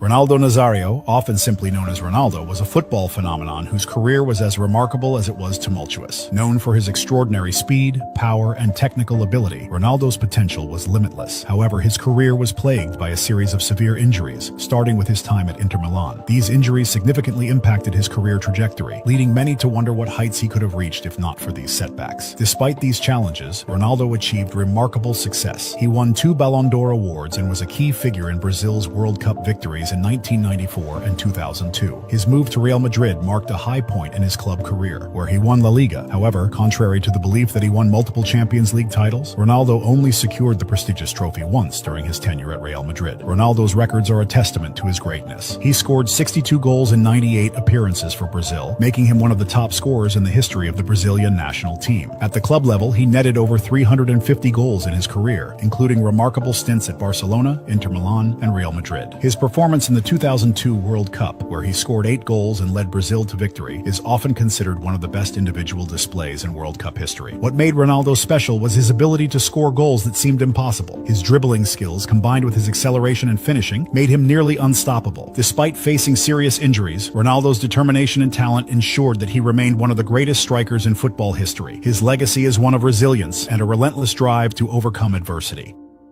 Diego Maradona was a genius with the ball at his feet. His dribbling, vision, and flair made him one of the most mesmerizing players to watch. Maradona's career was filled with incredible moments, but none more famous than his performances in the 1986 World Cup. Maradona's Hand of God goal and his solo effort against England in the quarterfinals are etched in football history. He led Argentina to World Cup glory, solidifying his status as one of the game's greats. At club level, Maradona achieved legendary status with Napoli, leading them to 2 Serie A titles and a UEFA Cup. What set Maradona apart was his ability to single-handedly change the outcome of a game. His creativity and skill were unmatched, and his passion for the game was evident every time he stepped onto the field. Despite controversies off the pitch, Maradona's footballing legacy remains untarnished, as he inspired countless players and fans around the world. Pelé, often hailed as the greatest footballer of all time, had an illustrious career that spanned 2 decades. Known for his incredible goal-scoring ability and athleticism, Pelé's impact on football is unparalleled. He scored over 1,000 goals in his career, a feat that seems almost mythical today. Pelé burst onto the international scene as a 17-year-old in the 1958 World Cup, helping Brazil win their first title. He went on to win 2 more World Cups, 1962 and 1970, making him the only player to have won 3 World Cups. Pelé's club career was equally impressive, most notably with Santos, where he won numerous domestic and international titles. What made Pelé great was his all-around ability. He could score with both feet, his head, and from almost any position on the field. Pelé's vision, dribbling, and passing made him a complete forward. Beyond his on-field achievements, Pelé's charisma and sportsmanship made him a global ambassador for the sport, inspiring generations of players and fans. We also have a video on our channel about the top 10 young players under 18. Check it out if you're interested in future legends of the game. Honorable mentions. Known for his incredible dribbling skills and creativity, Garrincha was a key player for Brazil, helping them win 2 World Cups in 1958 and 1962. His ability to bewilder defenders with his quick feet and sudden changes in direction made him one of the most entertaining players to watch. Garrincha's contribution to football goes beyond his statistics, as he brought joy and excitement to the game. Eusebio, the Black Panther, was Portugal's greatest footballer. His explosive pace and powerful shots made him a goal-scoring machine. Eusebio led Portugal to a 3rd-place finish in the 1966 World Cup and was the tournament's top scorer. His club career with Benfica was equally illustrious, winning multiple league titles and a European Cup. Oleg Blokin was one of the Soviet Union's most decorated footballers. He won the Ballon d'Or in 1975 and was known for his speed and clinical finishing. Blokin's career at Dynamo Kiev was filled with domestic and international success, including 2 European Cup winners' cups. His impact on Eastern European football remains significant. Xavi was the heartbeat of Barcelona and Spain's midfield during their golden eras. His precise passing, vision, and ability to control the tempo of the game were unparalleled. Xavi won numerous titles, including 4 Champions League titles with Barcelona and 2 European Championships and a World Cup with Spain. His influence on the game continues through his coaching career. Andrés Iniesta, often Xavi's partner in midfield, was known for his dribbling, intelligence, and knack for scoring crucial goals. His most famous moment came when he scored the winning goal in the 2010 World Cup final for Spain. Iniesta's career at Barcelona was filled with success, including multiple La Liga and Champions League titles. George Best was one of the most naturally gifted players to ever grace the football field. His dribbling, speed, and flair made him a sensation at Manchester United, where he won 2 league titles and a European Cup. Best's off-field lifestyle sometimes overshadowed his talent, but his impact on football and popular culture remains undeniable. Dennis Bergkamp was an artist on the pitch, known for his exquisite touch, vision, and creativity. His ability to score spectacular goals and provide sublime assists made him a key player for Arsenal during their successful period under Arsene Wenger. Bergkamp's technical skills and football intelligence set him apart as one of the best forwards of his generation. Alfredo Di Stefano was a complete footballer who could play in almost every position on the field. His versatility, leadership, and goal-scoring ability made him a legend at Real Madrid, where he won 5 consecutive European Cups. Di Stefano's influence on the game was immense, and he is often credited with transforming Real Madrid into a football power.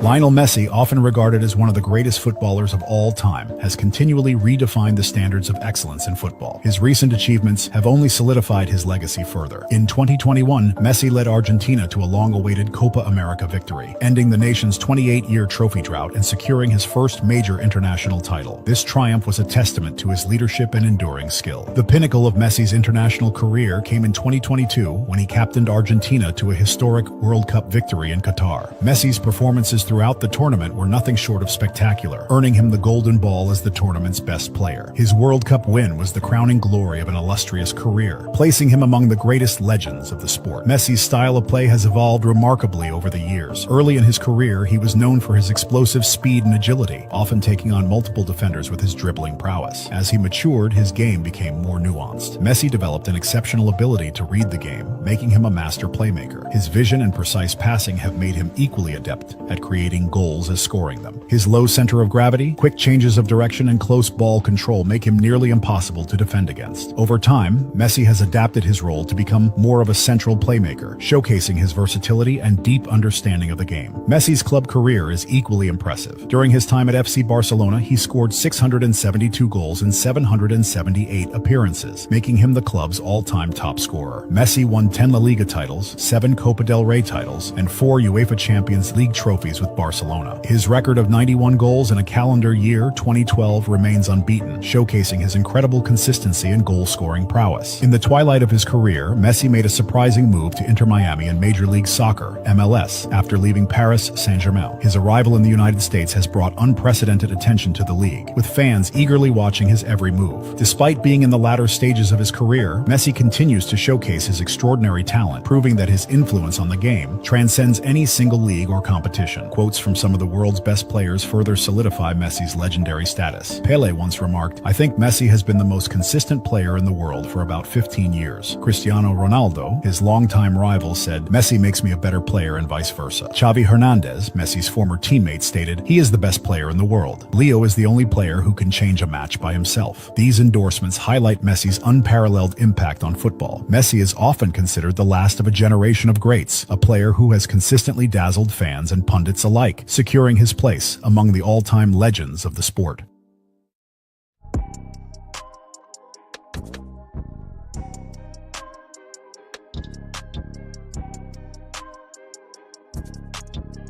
Yeah, that is your countdown on your greats, man.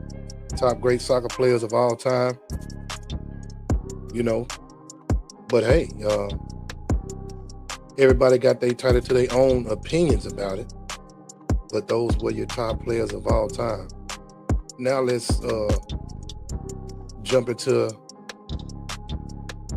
the best player today of this time. Mohamed Salah's name is synonymous with excellence in modern football. At 32 years old, he continues to redefine what it means to be an elite player in a physically demanding league like the Premier League. His performances this season have silenced any remaining doubters, making a strong case for why he is the best footballer in the world right now. In this video, we'll tell you why Salah stands above the rest, we'll explore his evolution, his impact on Liverpool, his unmatched consistency, and why his legacy might reshape how we view footballers in their 30s.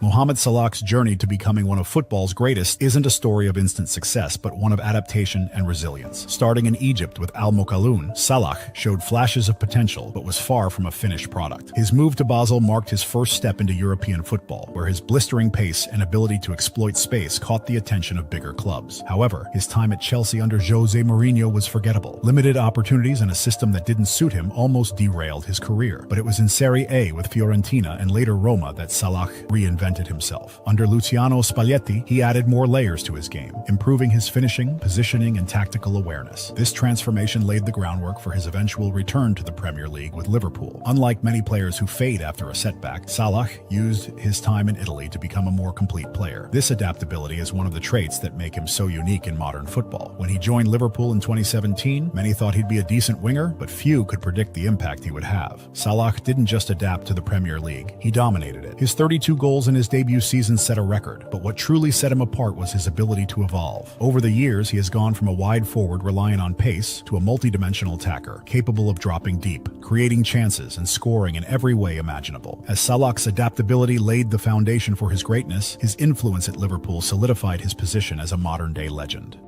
It's impossible to discuss Liverpool's recent success without highlighting Salah's role. From their Champions League triumph in 2019 to their historic Premier League title in 2020, Salah has been at the heart of everything Liverpool has achieved. His numbers speak for themselves, over 190 goals and countless assists since joining the club. But his impact goes beyond the stats. Salah's brilliance shines even brighter this season under Liverpool's new manager Arne Slot. Adjusting to Slot's tactical philosophy, which emphasizes high pressing and fluid positional play, Salah has seamlessly adapted, proving once again why he's a world-class player. Operating in a slightly different system, he continues to deliver exceptional performances, showcasing his ability to thrive regardless of tactical changes. What makes this even more remarkable is Salah's consistency during a period of transition for Liverpool. With a new coach and young talents stepping into key roles, he remains the team's anchor, not only leading in goals and assists, but also embodying the tactical flexibility needed to execute Slot's vision. His ability to adapt and excel in this evolving setup solidifies his reputation as one one of the most versatile and intelligent forwards in modern football. Salah's continued dominance in this new system isn't just a testament to his technical skill, but also to his football IQ and professionalism. As Liverpool rebuilds under Slot's guidance, Salah's role as a leader and performer ensures the team remains a powerhouse in the Premier League and Europe. It's yet another chapter in his legacy of excellence. As Salah continues to carry Liverpool, his consistency becomes a testament to his greatness, and it's worth diving deeper into how he maintains such an elite level.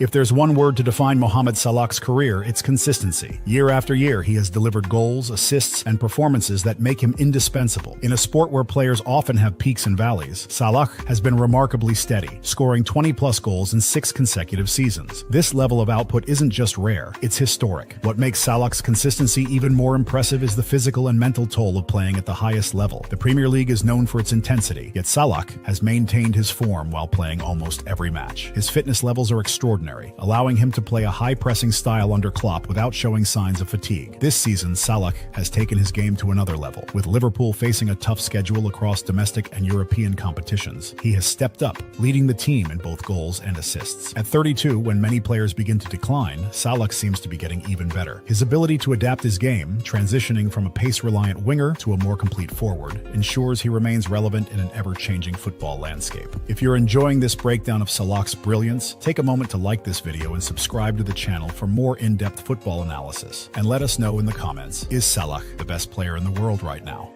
Even with all his achievements, Salah's career hasn't been without challenges. Critics have often dismissed his contributions, labeling him a system player or questioning his performances in big games. Yet, time and again, Salah has silenced his doubters. His performances in Champions League finals, Premier League title races, and international tournaments prove he thrives under pressure. Another challenge Salah faces is the constant scrutiny of his contract and future. Despite being one of Liverpool's most valuable players, discussions about his age and potential decline have clouded negotiations. Over 30 has sparked debates about whether Liverpool fully appreciates what Salah brings to the table. However, Salah's performances this season are a reminder that age is just a number for players who take care of their bodies and adapt their games. Beyond club football, Salah's international career has been both a source of pride and frustration. Leading Egypt to the final of the Africa Cup of Nations and to the World Cup was a monumental achievement, but the lack of silverware at the international level remains a gap in his legacy. Still, his influence on Egyptian football is unparalleled, inspiring millions in his home country and across the Arab world. As Salah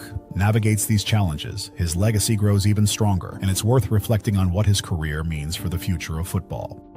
Mohamed Salah's legacy is already secure, but his story isn't finished. He's not just a great player, he's a cultural icon, a leader, and a symbol of what can be achieved through hard work and determination. Salah's journey from humble beginnings in Egypt to the pinnacle of world football is a testament to his resilience and drive. What makes Salah's legacy unique is the way he has redefined expectations. In an era dominated by Messi and Ronaldo, Salah has carved out his own space, proving that greatness isn't just about numbers, but also about impact. His influence on Liverpool and the global football community is unmatched. Looking ahead, Salah's ability to maintain his elite level into his mid-30s will inspire a new generation of players. He has shown that age is no barrier to success if you're willing to evolve. Whether it's breaking more records, winning more titles, or mentoring the next wave of talent, Salah's story is far from over.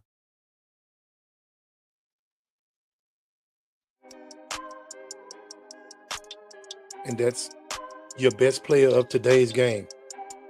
Now we about to jump into the future real quick of the game. The future players of soccer, the world's football. Brighter than ever, with young talents dazzling fans worldwide. Today we explore the top 10 footballers under 18, each one already making waves on the global stage. These prodigies stand out for their unique skills and potential to become the next big stars in football. Endrick Felipe is a standout for his exceptional dribbling, pace, and goal-scoring prowess, distinguishing him from his peers. At Real Madrid, he's seen as a future star, though he might start as a backup due to the presence of players like Vinicius and Kylian Mbappe. Endrick operates best as a center forward, but can also play on the wings. His strengths lie in his ability to create and finish chances, often exploiting spaces with his speed and vision. However, he needs to improve his tactical awareness and decision-making under pressure to fully realize his potential. Endrick's playing style is dynamic and aggressive, often taking on defenders with his quick feet and sharp turns. Despite his offensive capabilities, his defensive contributions are minimal, and his physicality is a concern against more robust defenders. His development at Real Madrid will need to focus on balancing his attacking flair with better tactical discipline and physical resilience to avoid injuries and sustain his performance levels throughout a demanding season. Warren Zaire-Emery is celebrated for his vision, passing accuracy, and tactical intelligence, making him a key player in PSG's midfield. His versatility allows him to play both defensive and attacking roles effectively. Zaire-Emery's strengths include his ability to control the tempo of the game and his defensive work rate. He would thrive in a system that emphasizes ball retention and quick transitions. To reach the next level, he should focus on improving his shooting and consistency in the final third. Zaire-Emery's style is that of a deep-lying playmaker who can break up play and start attacks. Despite his impressive skill set, he occasionally struggles with positioning and can be caught out of place during rapid counterattacks. His future success hinges on enhancing his physical strength and maintaining focus throughout the match, especially in high-pressure situations where his decision-making needs to be quicker and more precise. George Ilenikina, a 17-year-old wonder kid at Royal Antwerp, has swiftly risen to prominence in European football. Known for his athleticism, quick acceleration, and clinical finishing, Ilenikina has made a significant impact since his move from Amiens. He is left-footed and excels as a center forward, although he can improve his right foot and aerial ability. His performance, including a memorable goal against Barcelona in the Champions League, has drawn attention from top clubs like Manchester United. Ilenikina's playing style is characterized by his explosive speed and ability to find the back of the net from various positions. Despite his offensive strengths, his defensive contributions are minimal, and he struggles with consistency in his performances. Improving his weaker foot and aerial prowess will be critical for his development, as well as maintaining a high level of performance across all matches to attract interest from elite clubs. Sverre Nipan, a 17-year-old Norwegian midfielder, plays for Rosenborg and has been compared to Martin Odegaard for his vision and game understanding. Nipan excels as a box-to-box midfielder, contributing both offensively and defensively. He is known for his dribbling and ball-winning abilities, but needs to improve his passing and positioning. With significant interest from top clubs like Manchester United and Real Madrid, Nipan is viewed as a future star. Nipan's style involves dynamic runs and effective ball control, making him a key figure in both attack and defense. However, his positioning can be erratic, leading to gaps in the midfield. Additionally, his passing accuracy needs refinement to ensure he can consistently deliver in high-pressure situations. Developing a more disciplined positional sense and improving his passing range will help him transition to top-tier football seamlessly. If you're enjoying these profiles, don't miss our video on whether Kylian Mbappe would be a good fit for Real Madrid. This topic is packed with exciting insights and in-depth analyses. Check it out on our channel. Itan Mbappe, younger brother of Kylian Mbappe, is making a name for himself as a midfielder at PSG.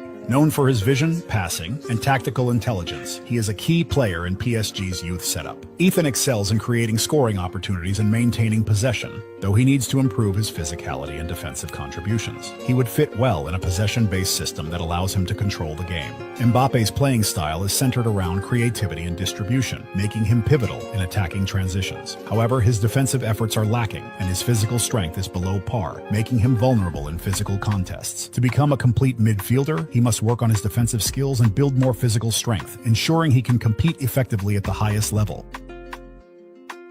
Francesco Camarda, a 16-year-old forward at AC Milan, is renowned for his prolific goal-scoring record in youth competitions. Known for his composure in front of goal and intelligent movement, Camarda has already caught the eye of Manchester City. His strengths include finishing and positioning, but he needs to develop his physicality and consistency to excel at higher levels. Camarda is a natural goal scorer with a keen eye for positioning, making him lethal in the box. However, his physicality is a major concern, as he can be easily out-muscled by stronger defenders. Furthermore, his consistency fluctuates, impacting his overall effectiveness. To succeed at the top level, he must focus on building physical strength and maintaining consistent performance in competitive matches. Lenny Yoro is a promising defender, known for his composure, aerial ability, and ball-playing skills. At Lille, he often plays as a center-back, excelling in both defensive duties and initiating attacks from the back. Yoro's strengths include his tackling and ability to read the game, though he should work on his physical strength and consistency. He would thrive in a system that emphasizes strong defensive organization and ball distribution from the back. Yoro is reliable in one-on-one situations and excels in intercepting passes. However, his physicality needs improvement, as he can be out-muscled in duels. Additionally, his consistency fluctuates, which can lead to lapses in concentration. To progress, Yoro should focus on enhancing his physical conditioning and mental resilience to maintain high performance levels across different competitions. Diego Cochin is a highly talented goalkeeper known for his reflexes, shot-stopping ability, and command of his area. At Barcelona, he is groomed to be a future first-team star. His positioning and ability to make crucial saves set him apart, but he needs to improve his distribution and handling of high-pressure situations. Cochin would benefit from playing in a system that emphasizes ball-playing goalkeepers and high defensive lines. Cochin's style is characterized by quick reflexes and excellent shot-stopping skills, making him a reliable last line of defense. However, his distribution under pressure is a weak point, often leading to turnovers. Additionally, his composure in high-stress situations can waver, affecting his decision-making. Improving his ball distribution and mental toughness will be essential for his development into a top-tier goalkeeper.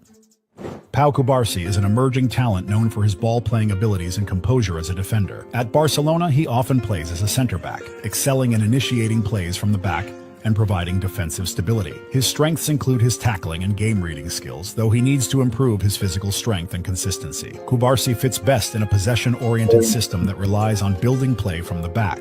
Cubarsí's style involves calm distribution and smart positioning. However, his lack of physicality can be a disadvantage against powerful forwards, and he sometimes struggles with their aerial duels. His tactical awareness is generally strong, but he must work on maintaining concentration throughout the game to avoid costly mistakes. Building more muscle and working on his aerial game will be key areas for improvement.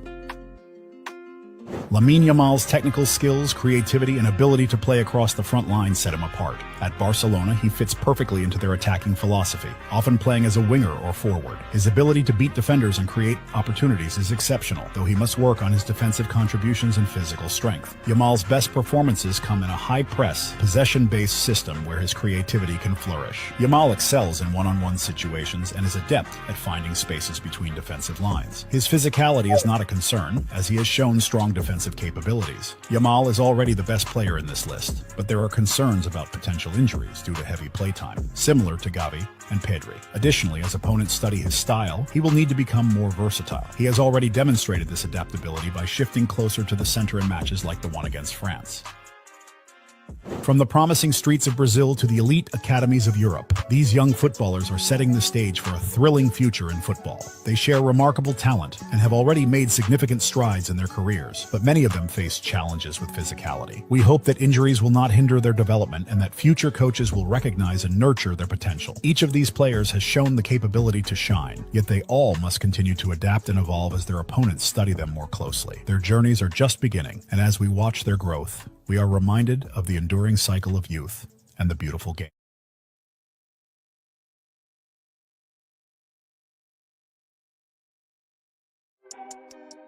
Yes, sir. And now, that was your future players of the game. That was your future players of the game. So, let's get ready to go to a commercial break, man, real quick. You know what I'm saying? We gotta, you know how it is, man. We gotta pay a couple bills.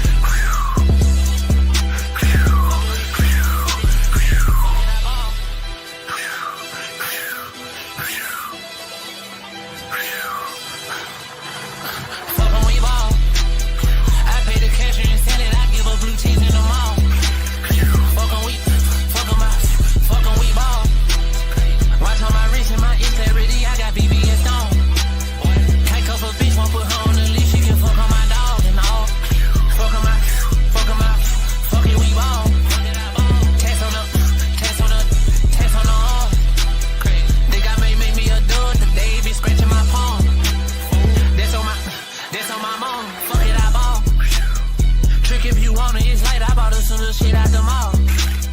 You can turn up if you like, treat that perky like cholesterol. Get her a flight tonight, send her home, I ain't liking her tone. My neck is Aki, Rocky, Machi, Vista Salon. Who you know pop it like us, we just bought 40 bottles of Patron. No, she thought she was my type, I been fucking her right, but still doing her wrong.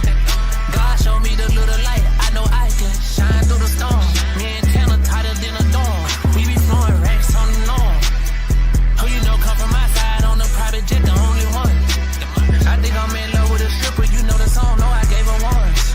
I told her, give me PP, what's that, baby, pussy porn. No, I'm the #1 stunner, I ain't had a child, don't even son. I pay the cashier and sell it, I give her blue cheese in the mall. Fuck 'em, we ball. Watch on my wrist and my integrity, I got BB and Stone. Take up a bitch, won't put her on the leash, she can fuck on my dog and all. Fuck 'em out, fuck it, we ball. Test on the arm. Think I may make me a dud today, be scratching my palm. That's on my mom, fuck it, I ball. You know I do what I do, how I do it, we can turn out them all. Make it flood in the club, fuck some rain, baby girl, we gon' make this bitch storm. She say she want us some clarity, I put that shit on my arm. VVS's in my necklace, in my watch and my charm. I see these hoes do the strangest things. Your diamonds need a little maintenance, man. Feet on the ground, I can't complain. Watch how my necklace swing.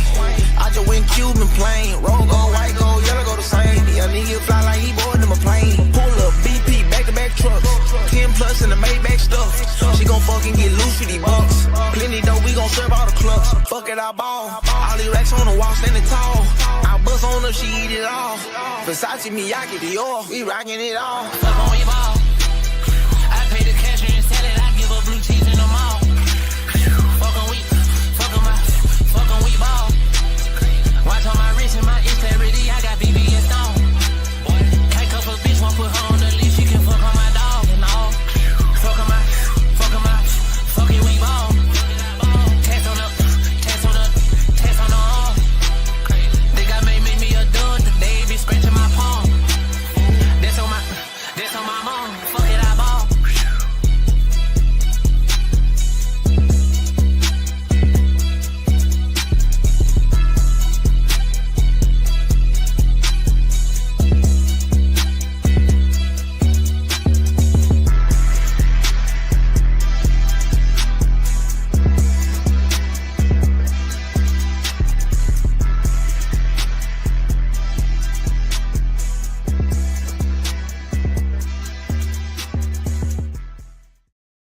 I don't feel pressure. I don't feel like I'm one of them people. Come on. Like no, for real. Like I don't like feel in the pressure. NBA, they all say step up to the free throw line. I don't feel pressure, and then doink. Nah, free throws is way different. Pressure is something when you feel if you're lacking preparation. Like I never felt like I was unprepared for my moment. That's the way I am in business, man. I can walk into any situation, and I'm prepared. I'm finna come out and practice. I'm gonna do everything that y'all physically and mentally need to see from me to show you how to do this shit right. Business is the same way, right? If you're not focused, that same preparation attitude is everything. The NFL, the NBA, obviously super competitive, but business is the ultimate competitive sport.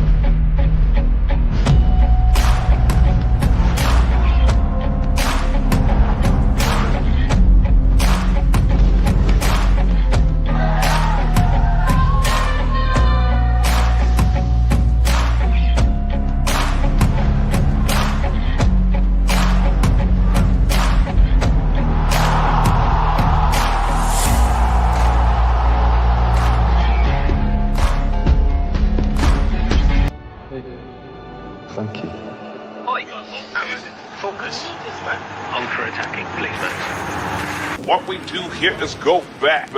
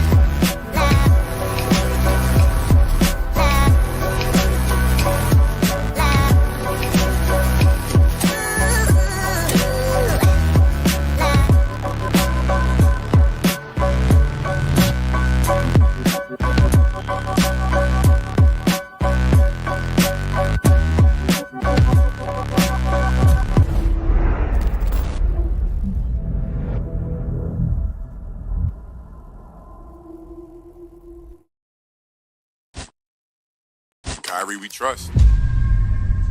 I do think that Kyrie has completely changed the narrative. Since the Mavs traded for him, they've gotten the best version. He's been a leader on the court. He's been performing on an elite level on the court. This is the best version of Kyrie you can get. For the win! This guy's a ridiculous finisher. The reputation is backed up by all of that. Down the lane, a Kyrie special. He makes the spectacular look simple. There is no denying that this is one of the most sensational offensive talents this league has ever seen.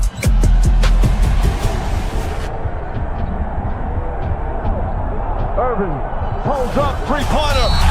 But I've never seen anything like Kyrie. A guy that can create a shot at any angle, that can shoot the mid-range, can shoot the three, and finish it at the rim. Tell me somebody that's ever been better than Kyrie Irving, finishing at the rim, right or left-handed.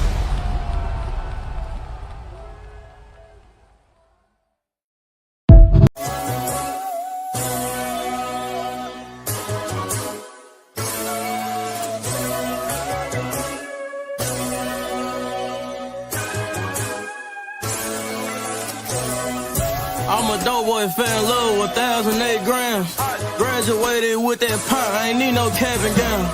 I'm the real Black Migo, you better ask around. Remember time going down for dime, out a £quarter. This rap shit ain't none to me, I'm tryna go legit. Everybody truly raw in these streets, got rich off 36. Was slanging rocks, I'm on the block, came off, I caught a bricks.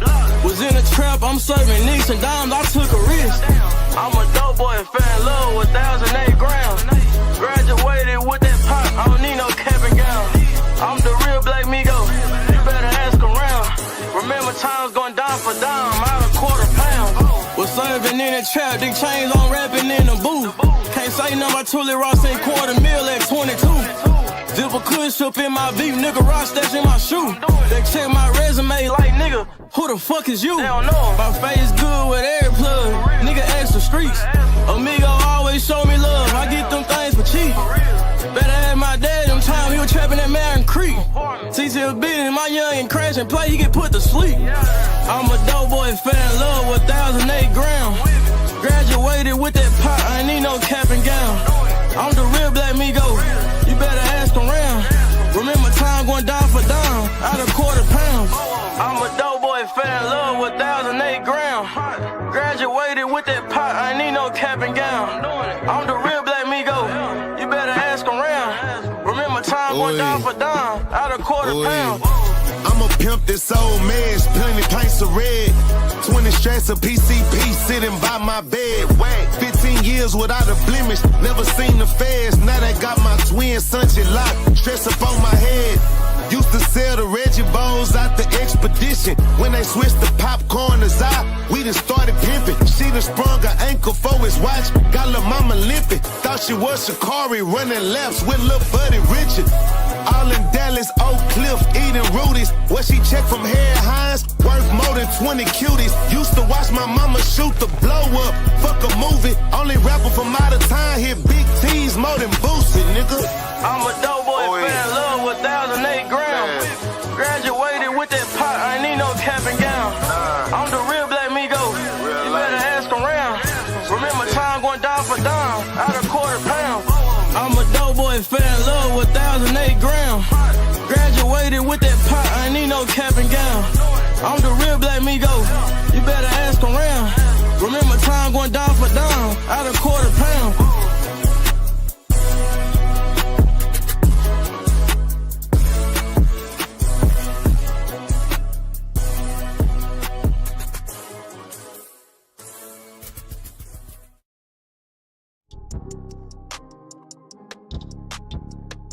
Yes, sir, man. Now we back, man. Fourth quarter, we in. Know what I'm saying? That was a long third, man. But hey, we in that fourth. We finally made it to the fourth quarter. Now we about to talk about, you know, how soccer, FC, you know what I'm saying, FIFA, came to the USA. And how the USA, well, you know, once it go USA, you know what happens.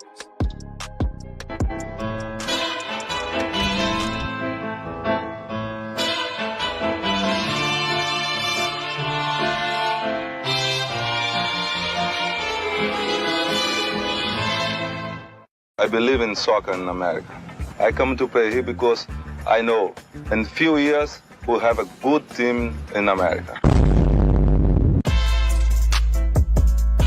Football in North America has been steadily improving over the past few years, but for such a wealthy and sports-orientated country, have you ever wondered why many in the world's sporting and commercial capital of the world haven't really cared that much about the most popular sport in the world? There have been several attempts to drum up interest in several ways, and what better way is there to get people's attention than to rely on the star power of star players? Go sharp, beep, beep, beep, beep, beep, beep. Zlatan Ibrahimovic moved over to LA Galaxy in 2018, made a lot of noise, scored a belter on his debut, and dipped. 11 years before that, in 2007, David Beckham came in. Great player, great career, star power, brand awareness, we know the deal. He even ended up becoming an owner of a club, and it was that same club where the great man himself, Lionel Messi, entered the game. He took his talents down to South Beach in 2023, and he's even gone on to start up a budding career in Hollywood. Bad boys? It seems these efforts are a bit of a work in progress. Leaning on star power is nothing new. These methods are, well, antiquated. While Messi made a big splash when that deal was announced, perhaps no other player has had quite the same impact on football in both North, South, all of America as the greatest player in World Cup history, Pelé. Although, in his case, the location was New York and the year was 1975. The impact Pelé had on the sport in America was tremendous, for all the right reasons and all the wrong ones. Albeit indirectly, he contributed heavily towards its downfall. Now, he didn't exactly do anything wrong. Because of him, football was on the cusp of truly hitting the mainstream. Sadly, his presence led to a domino effect of bad decisions that are still very much affecting the game today. So, today, we're going to talk about Pelé. We're going to talk about the meteoric rise and the historic fall of football in the United States of America. Hello, hope you're well. I'm well too. Thanks for asking. What better place is there to start than the very beginning?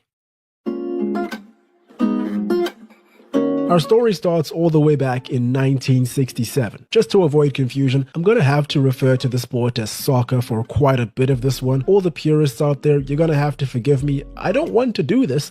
I have to. I don't want to confuse football with hand egg. Soccer in America was nothing to be impressed by this point in history. Leagues had been around stretching back to the late 1800s, but this was nothing to write home about. However, after millions of Americans had tuned in to watch the 1966 World Cup, proving that there was tangible interest in the sport, an opportunity had presented itself to a group of investors. Following a few failed attempts at establishing a nationwide league, a few failed franchises, and a lot of money lost along the way, on the 7th of December 1967, the two most prominent soccer leagues in the country joined forces: the National Professional Soccer League, or NPSL, and the United States Soccer Association, or USA. No, that wasn't a joke. Merged to make way for the NASL, the North American Soccer League. things didn't start out great. There was a lot wrong with the league early on. In an attempt to kickstart the professional scene they were going for, several foreign players were brought in pretty much immediately. By the end of the first season,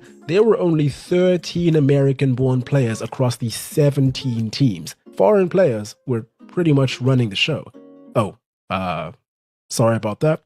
That's the wrong logo. Anyway, in this scenario, local fans found it difficult to identify with players of foreign backgrounds, which didn't help with drumming up interest. Low ticket sales, coupled with low TV viewership and the inability to appropriately show adverts mid-game, much like in other American sports, meant that several teams went out of business within less than a year. Seriously, apparently commercials were overlaid onto the screen while the ball was in play. You see, guys, YouTube did not do it first. I joke, but off the bat, things weren't looking good for the NASL. There was a slow start, but big things were on the horizon, and the first big thing was truly massive. Somehow, the boys over at New York Cosmos had convinced the most famous player to ever step foot on a pitch to sign for them in 1975, Pele. Initially, there were a lot of questions being asked. This was a peculiar move for a few reasons. First off, Pele had retired from professional football a year prior. He turned down offers from giants in the game such as Juventus and Real Madrid to hang up his boots. Second of all, nobody outside of America had ever even heard of the club he was going to play for. And third of all, America? Really? People have been trying to drag this guy out of Brazil for years, yet he goes to the country whose professional league was only 7 years old at this point? Strange. However, upon realization that, according to the New York Times, he was paid $4.7 million to play for them over a 3-year period, things began to make sense. The media behemoth Warner Communications, and more specifically their CEO, Steve Ross, were responsible for founding and funding the Cosmos. Naturally, they, and more specifically he, were the culprits behind bringing Pele to North America, and if you're even half familiar with the Warner name at all, you already know that they had the cash to make it happen. Another thing to remember is that despite the fact that he was a 3-time World Cup champion, had countless individual and team awards to his name, and was almost unanimously thought of as the GOAT at that time, footballers were doing okay, but they weren't earning crazy money. In this contract, he was set to earn more money than he had ever earned in his previous 2 decades of football. But money wasn't the only hurdle that needed to be jumped to man. It's hard to fully paint a picture of how globally recognized Pele was in the 70s. No Instagram, no Facebook, no Sigma edits. TV, radio, and print media reigned supreme, and Pele had been dominating those spaces for almost 2 decades. He was a superstar in every sense of the word, and in Brazil, a national treasure. The Brazilian government had no intention of allowing their most famous and recognized person to work outside of the country. He was the ultimate ambassador. So, since he was 21, he was effectively barred from leaving. Even after he retired, getting him to move to North America for a last dance proved difficult. US Secretary of State Henry Kissinger, a man who happened to be a massive Pele fan, had to convince them that this transfer would be an important strategic political move to strengthen ties with Brazil and the US in order to let him go. This was a robust operation, but a necessary one for the NASL and the Cosmos. Pele gave the league the credibility that it had been craving from the start. He essentially forced everyone to take the NASL seriously. Before Pele arrived, according to award-winning sports writer Gavin Newsham, soccer in the United States was dying a slow, painful, and largely unnoticed death. He went on to say that soccer, according to an unnamed writer at the time, was just a game played by commies and fairies in short pants, which is one of the strangest sentences I've read out loud. You can tell that it was said decades ago. In any case, when Pele stepped in, even though the vast majority of Americans were not interested in soccer in the slightest, there is a massive celebrity culture. And such, the vast amount of Americans had very much heard of Pele. Again, this guy was a mythical beast to the general public. Everyone needed to see him alive to confirm all the stories they'd heard. The result? America's interest in soccer surged overnight, and what followed was undoubtedly the most iconic period for the sport in the country's history. The season before Pelé signed, Cosmos had finished bottom of their regional division with a record of 4 wins, 2 draws, and 14 losses, a 25% win rate. When my man arrived, 3rd out of 5, 45% win rates. But they were improving, and the silverware would soon come. But it's not like any of that really mattered. What really mattered when it came to this whole project wasn't about what was going on the pitch. Soccer was the talk of the town. Again, to quote Gavin Newsham, the impact of Pelé's signing was seismic. Before, they had given away tickets with Burger King vouchers and bumper stickers. Now, they had to lock the gates before the ground reached its capacity. The Cosmos' average attendance per match per season went from about 3,600 in 1974, the year before Pelé arrived, to just under 48,000 by 1978. This is what we call the Pelé effect. And the man still had it too. 31 goals and 56 appearances in the league over his 3-year tenure was a great return in all honesty, as was an NASL MVP award in 1976. So it should come as no surprise that after Pelé, several other star players came pouring through. Most notably, Italian striker Giorgio Chinaglia from Lazio, who was one of the best strikers in the world at that point, and Franz Beckenbauer, who was Franz Beckenbauer, and all of a sudden, the wins came pouring in. A star-studded team that were actually performing to their potential. This is something we can all get behind. These guys were winning all of the fans. They were essentially rock stars. You know how celebrities are always spotted courtside at NBA games? Well, when it came to the Cosmos, it was no different. Everyone wanted a piece of them, even actual rock stars. You already know Drake would have been there had he been around at the time. Instead, he had to settle for supporting moving along. This time around, the fact that many of the players were foreign was actually seen as a badge of honor, as opposed to how foreign players were perceived only a few short years prior. We transcended everything, every culture, every socioeconomic boundary. We were international, we were European, we were cool, we were Americans from the Bronx, we were everything to everybody. The words of Shep Messing, the Cosmos goalkeeper at the time. And in 1977, they finally went all the way. New York Cosmos were the soccer ball champions. Yes, I said soccer ball. Don't laugh, but it's a perfectly normal name. I said don't laugh. Anyway, times were good. Until they weren't.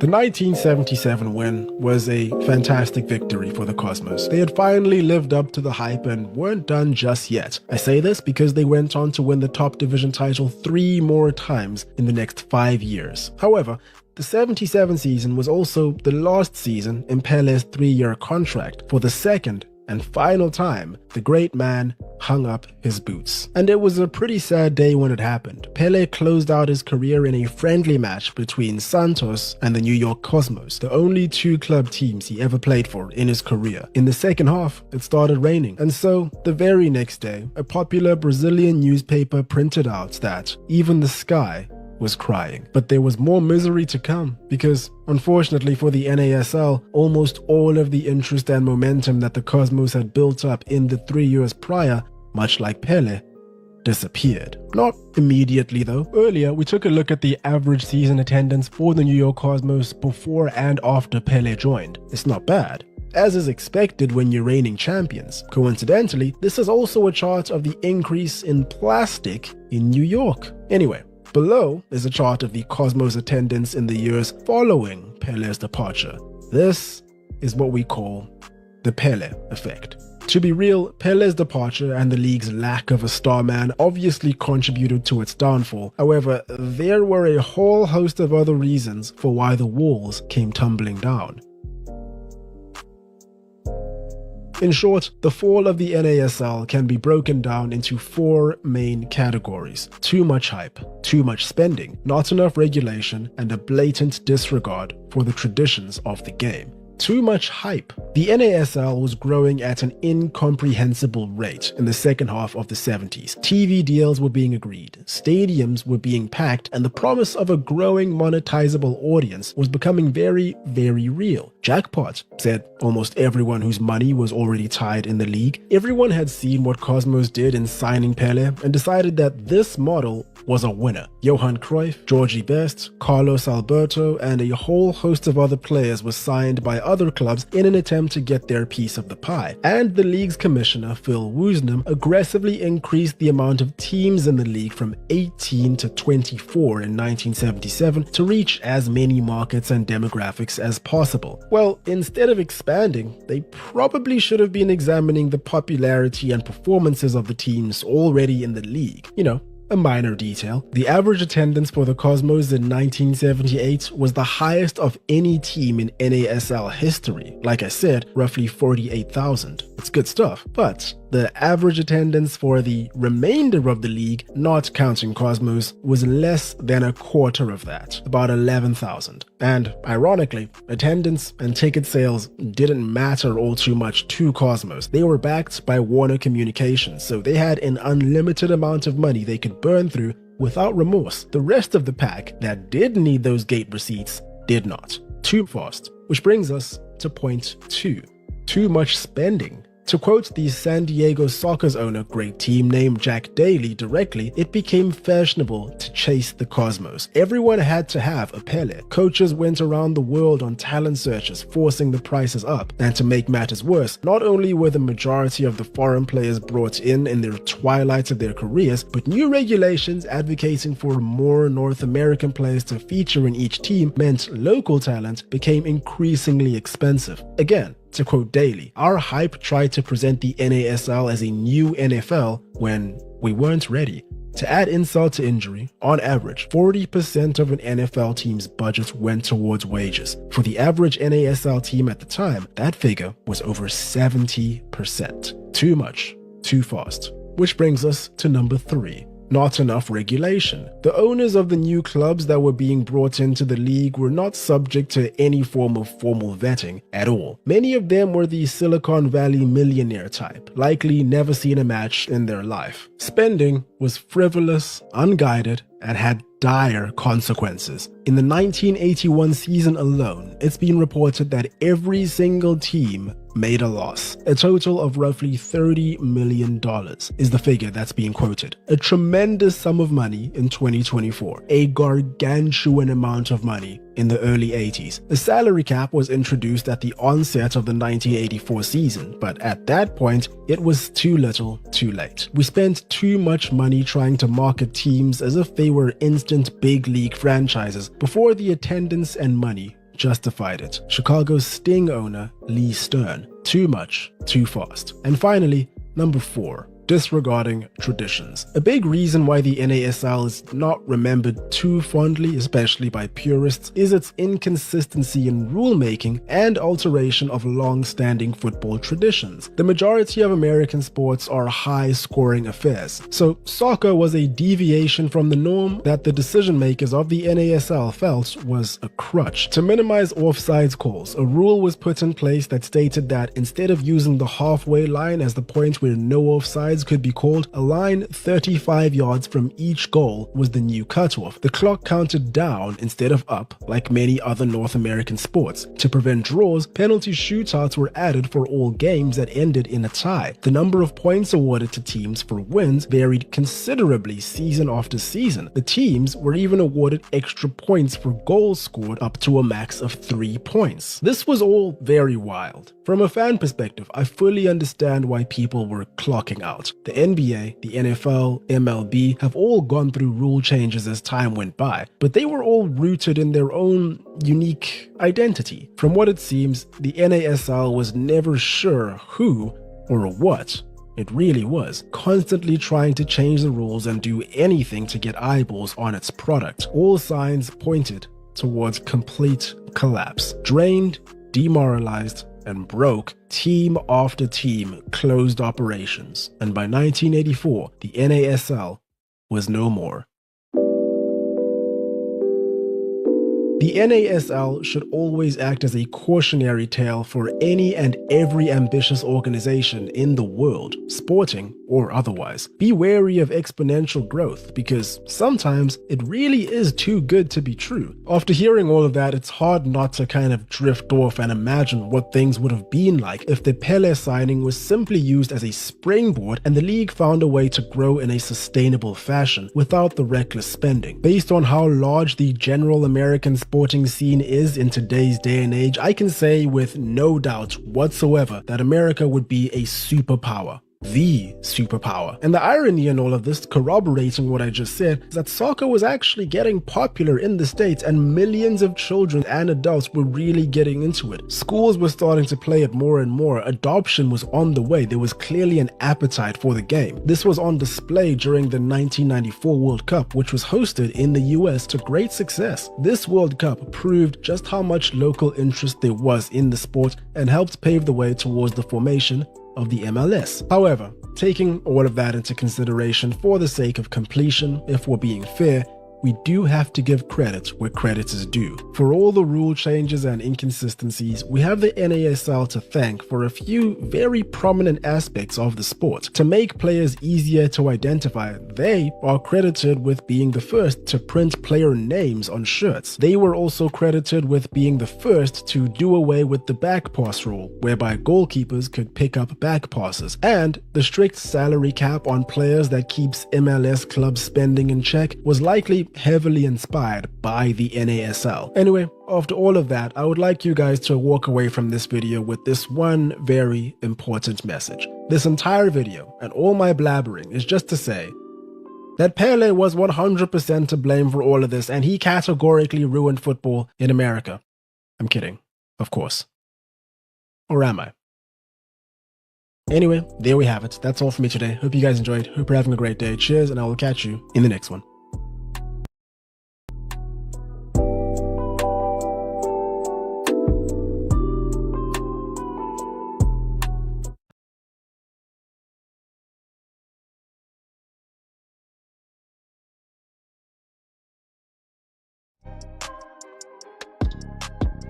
Nah, I just can't say one player ruined the game. But I mean, hey, everybody ain't the same, man. But you know, when they get the money, man, you know how it go.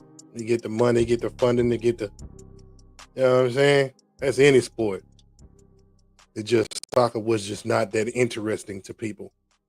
And to a certain degree, it still isn't. A lot of people not talking about soccer, man. But you know, I'm going to talk about all the sports, because that's just what G1 does. But we got more based upon the World Cup back in America. Or on football. I'm disgusted. This was the biggest backlash in football history. When the Super League was announced in 2021, fans revolted, governments stepped in, and within 48 hours, the whole idea collapsed. But while everyone was distracted, one guy was lurking, maybe even taking notes. Now FIFA has launched their own version. But this time, it's not 12 clubs, it's 32. Not just Europe, the world. The FIFA Club World Cup will take place in the US this summer. And while most fans don't even care, this might be one of the smartest power moves in football history. Because the Club World Cup isn't just about another trophy. It's about who really owns football. Welcome to Athletic Interest. But to understand FIFA's master plan, we have to rewind. Back in 1960, the Intercontinental Cup was introduced. It was only a single game between the European and South American Continental Cup winners. Prestigious, but exclusive. Africa, Asia, North America were left out. Plus, it wasn't FIFA's tournament. It was organized by UEFA and CONMEBOL, the governing bodies for Europe and South America. So FIFA, the governing body for world football, got jealous. They wanted something of their own. But in 2000, FIFA organized the first ever Club World Cup by uniting teams from all 6 confederations. The tournament took place, Corinthians won, but then it disappeared. Poor planning, low interest, and financial trouble killed it after just one edition. Meanwhile, UEFA's Champions League was exploding in popularity and profit. So FIFA needed to react. In 2005, they relaunched the Club World Cup. But still, it never quite mattered. Fans saw it as a glorified pre-season tour. Clubs barely took it seriously. But FIFA, they never let go of the idea of making it big. And this is where we are now. 2 decades later, the Club World Cup was rebooted again, with an even bigger format. 32 teams, 8 groups of 4, the 2 best teams advance to the knockout stages, just like the actual World Cup. It will be held every 4 years, and is truly global now. Competing are, simplified, the continental champions and top-ranked clubs from each confederation. Now imagine organizing this. You have to juggle clubs, leagues, confederation, venues, accommodation, travel, logistics.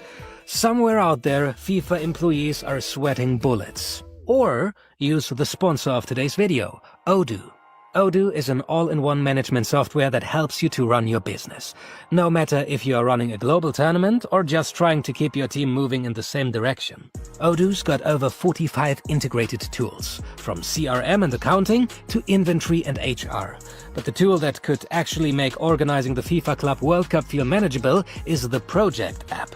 You get a fully customizable dashboard for your projects, which you can choose to view with the Kanban, list or Gantt views. We like the Kanban view best. In each project, you can create tasks that you can break down into subtasks. From there, you can assign roles, set deadlines, track progress, and collaborate by sending emails, logging internal notes, or even scheduling activities. And the best part? Your first app is free for life. And unlocking full access to Odoo's apps starts at just €19.90 per month. Odoo is trusted by 15 million users worldwide. If you want to check them out too, go to odoo.com/r/cvc or use the link in the description. Thanks to Odoo for supporting the channel. And now back to the Club World Cup. Not allowed are more than 2 clubs per country and teams under shared ownership. And then there's Inter Miami. They got the host nation slot. The MLS champions would be the logic choice, but instead it's Miami.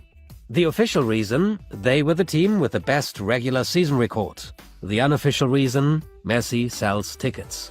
It's symbolic, because just like Miami, the entire Club World Cup feels a little out of place. But here's the catch. At its core, the Club World Cup isn't even really about football. It's part of a much bigger plan. One that is sneaky, controversial, but also kind of genius. And starts with $1 million question. Why is FIFA still pushing the Club World Cup if it has never been a big success? To understand that, first we have to break down FIFA's financial model. So far, it heavily depends on the sale of television, marketing and licensing rights, plus tickets for the International Men's and Women's World Cup, each of which are only held once every 4 years. Meanwhile, club football is a weekly money machine, but it's controlled by others. CONMEBOL has Libertadores, but first and foremost UEFA has the Champions League. That's a lot of money and power outside FIFA's hands. But FIFA wants more money and more power, and therefore they need more control over club football. And the Club World Cup works like a Trojan horse. It's FIFA's own global club competition, and independent from UEFA's ecosystem, and therefore their chance to enter the club football economy and shift power away from UEFA. But that's not all. FIFA needs more than a new format. They need a story. And here it is. Inclusion. For FIFA, it's the perfect narrative. They are not just growing the game. They are giving everyone a seat at the table. The Club World Cup gives a platform to clubs from Africa, Asia and America, who are locked out of UEFA's elite money pool. For these clubs, the Club World Cup isn't just a tournament. It's a shot at global exposure and prize money they've never seen before, while FIFA is increasing its influence in developing football markets, where UEFA has none.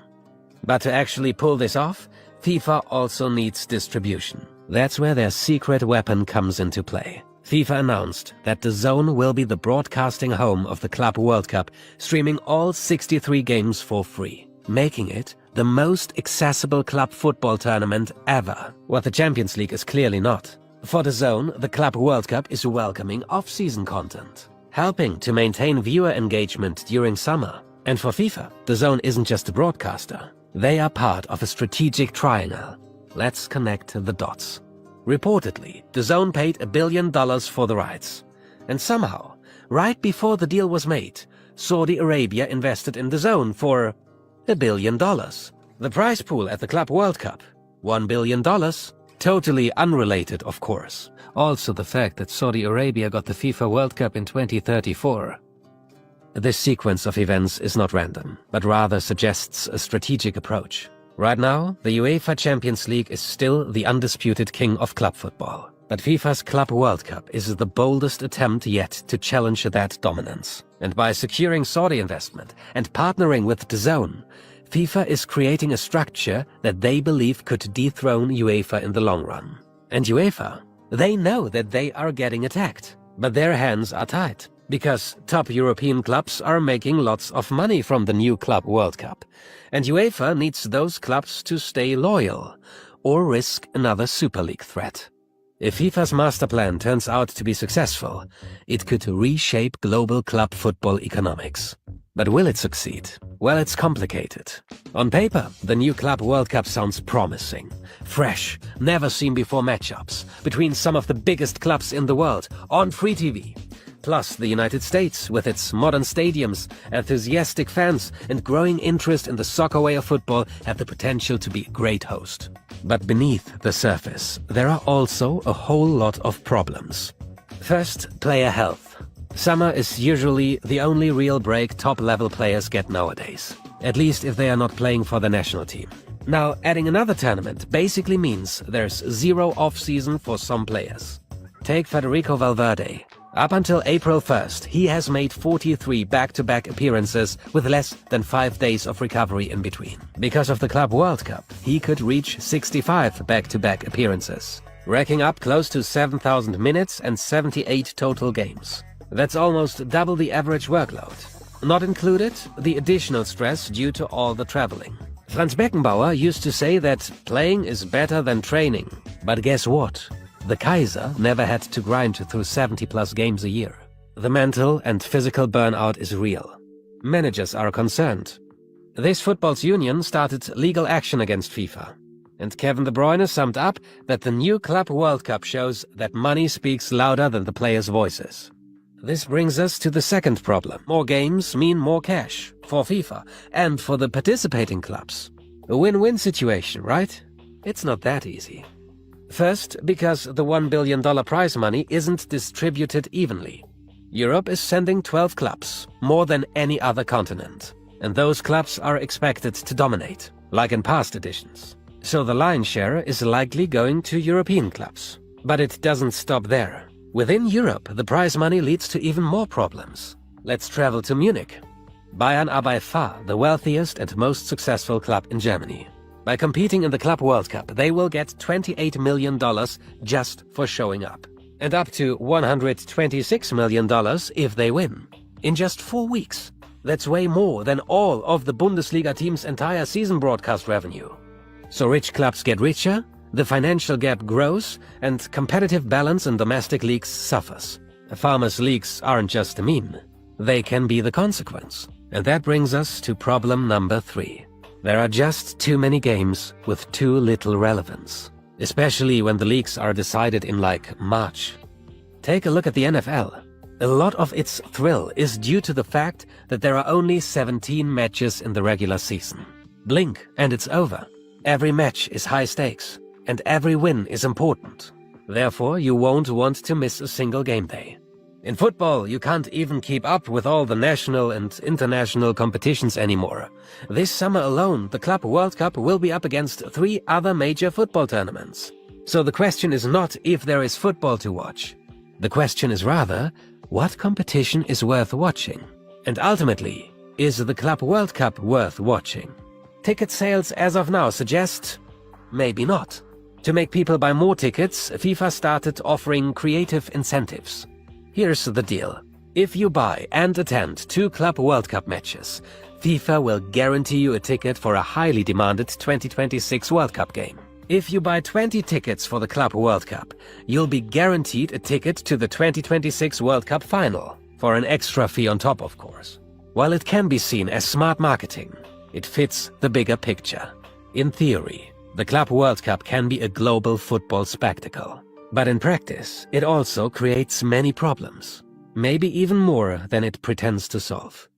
Sepp Blatter once called the idea of a Club World Cup a mistake, and even right now it still could turn out to be one. Therefore it's easy to compare the Club World Cup with the failed Super League attempt from 2021. But this time, there is no earth-shattering backlash, no fan revolt, no government intervention, because this time it's not a breakaway by clubs. It's FIFA making the move from the top down. FIFA frames it as inclusion and growth of the game. And it's partly shown in the Club World Cup. Football belongs to the people in London, Barcelona, Paris and Milan as much as to people in Casablanca, Auckland, Riyadh, Tunis and Pretoria. But it also shows that at most it belongs to the suits in Zurich.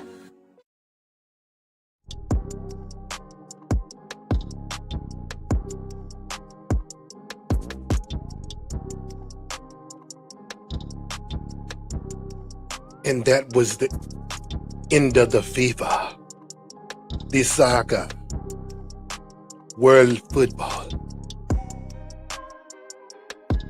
So this year's game will be hosted in America. So all you soccer players out there, man, tuning in, I guess. World Cup will be here. But like I say, a lot of people are just not tuned into soccer. You know what I'm saying? So, I mean, hey, it is a world sport. I just put you up on game on some of the history and the best players. You know what I'm saying? So, that was the end of my world football. Now let's get into the other part of the show. You know what I'm saying? The medical report. Yes, we can get to the medical report of what's going on in sports, period. Yeah, we about to go through there and find out what's going on in sports. So let's get into it. Let's go, man. Let it rip. This is getting kind of crazy. Bro may actually be a real demon. Pascal Siakam was in the arena for all of these injuries. This video's starting to become a little too real. This all started back in 2019 when Siakam was a member of the Raptors. Siakam faced off against his now team, the Indiana Pacers. To that point, Victor Oladipo had never played fewer than 67 games in a season. But on January 23rd against Siakam's Raptors, he suffered a serious leg injury, and after that, he never played more than 42 in a season and hasn't played in the NBA since 22-23. June 10th, 2019. Game 5 of the NBA Finals with Siakam's Raptors facing Durant's Warriors. With Siakam out on the court on the opposing team, Durant tears his Achilles. Just 2 days later on June 12th, again Siakam, again another serious leg injury as Klay Thompson tears his ACL. And since this day, Klay has really never been the same. Now fast forward to this year, April 27th, Game 4, Bucks-Pacers. You know what happened. Siakam's in the arena, Dame Lillard tears his Achilles. And then finally last night, Game 7, and this one must have been a mistake because this was his teammate. With Siakam in the arena, Halliburton also tears his Achilles. That's 5 major career-threatening injuries to 5-star players, all with Siakam in the arena. I love you, Pascal, but this is some serious dark magic.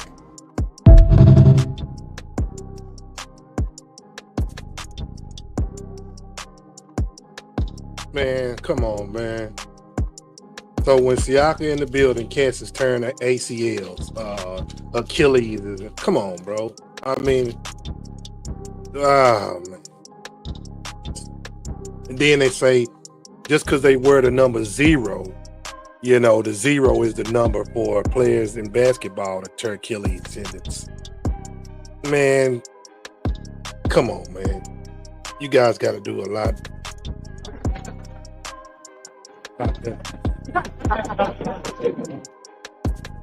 I'm just saying, man. I don't know, man. That's just weird. Now you believe in. I mean, hey, based upon what you believe in, man. You know, but when God is in control, man, nothing can stop you, bro. Not Achilles tear or whatever. You know what I'm saying? Now get that straight. Now all your little magic and whatever. You know what I'm saying? When there's a higher power than that. No matter whatever you sum up. You think I'm lying? Try. You know what I'm saying? They run when the truth comes. You know what I'm saying? I don't care what you into. You know what I'm saying? So, I mean, I wish those guys a speedy recovery. I hate to see guys get injured, get hurt. You know what I'm saying? I mean, but I do understand people be in the stands, casting spells, voodoo dolls. You know, ladies sticking a voodoo doll in the damn Super Bowl for Pat Mahomes to lose. All this kind of. I do understand people go to the bar. Cats out here thinking they Draculas, drinking blood, thinking he a mosquito or something. You know what I'm saying? It is crazy. It is a little thodish out here, man. But you know, hey, man, the ultimate higher power, the ultimate creator. All this little wicked and devilish stuff that you do to win, believe me, you're losing. You think you're winning now, but you're definitely gonna lose. Hey, I keep seeing these type of posts, bro. We not doing that. This is not the only reason OKC won. I'm gonna be honest, it helps a little bit, but this is not the only reason they won, and it's not their fault. Now, Tyrese Halliburton, he did start the game out on fire. He was shooting deep threes. Talking to the crowd, I really thought this was gonna go down to the wire. And in that case, maybe the Pacers did really have a chance, but the Thunder were gonna win the championship. Obi Toppin after the game said we needed Ty out there. It sucked the soul out of us. I don't think I played good because I was thinking about it the whole day and I felt like it was my fault. So yes, injuries really impact the team, but remember the old saying, the best ability is availability. So now this whole postseason, it just put more fuel to the fire of the NBA needs to shorten the season. The playoffs are turning into whoever doesn't get injured. This is ridiculous. That's not something new though. The fact that the star players getting hurt is a little different, but key injuries almost always are why teams do or don't win championships. That's the luck part that people talk about. It's hard for everybody to be healthy for a whole season. But when you look at OKC, they stayed healthy. They got through it. Everything isn't just skill. The champions are also the people that put their body on the line and they make it through.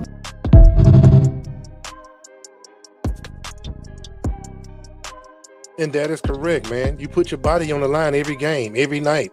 Practice, depending on how you working out, man. Even players that work out a lot, man, still get injured, but you still get hurt, but you probably don't be injured as much, man. You know, I really think it's a lot of stuff dealing with the food, the preparation, the training, the rest. You know, all that plays a factor, man, on players' injuries, man. And then sometimes, injury prevention, man, what you doing the night before, what you doing, how you practicing, how you training. You could be doing too much training and tweak something. You know what I'm saying? It's a balance of all of that kind of stuff. So all I can say is learn your body. Know your body, man. Know your body, individual. You know damn well you can't do this and do that, and so don't do it. You can't drink no milk. Don't drink the milk. Even though something wrong with the milk anyway. But I'm just saying, you ain't supposed to eat strawberries before you go to bed and all this, whatever. You know what I'm saying? Everybody is wired different. Everybody don't train different. Coaches got to understand that too, man, as players. Every player is not the same. Yeah, we do the training and we do a lot of running and stuff like that, but some players are not the same, man. And they want to blame it on the league been playing too many games, but I definitely can't just go with that. I mean, it's teams been playing a lot of games back in the past, and they still made it to the championship, man. And then it actually was more brutal. It was a brutal game, man. Cats in the paint getting elbowed, punched in the eye. You know what I'm saying? Teeth knocked out. Man, Cat gets scratched a little bit. He crying, talking about foul baiting and all this kind of mess. Man, it's a lot of just soft, man. A lot of things that made us soft. You know what I'm saying? That's what I can truly say. The sport has got soft. And the things that are around us is damaging, body damaging.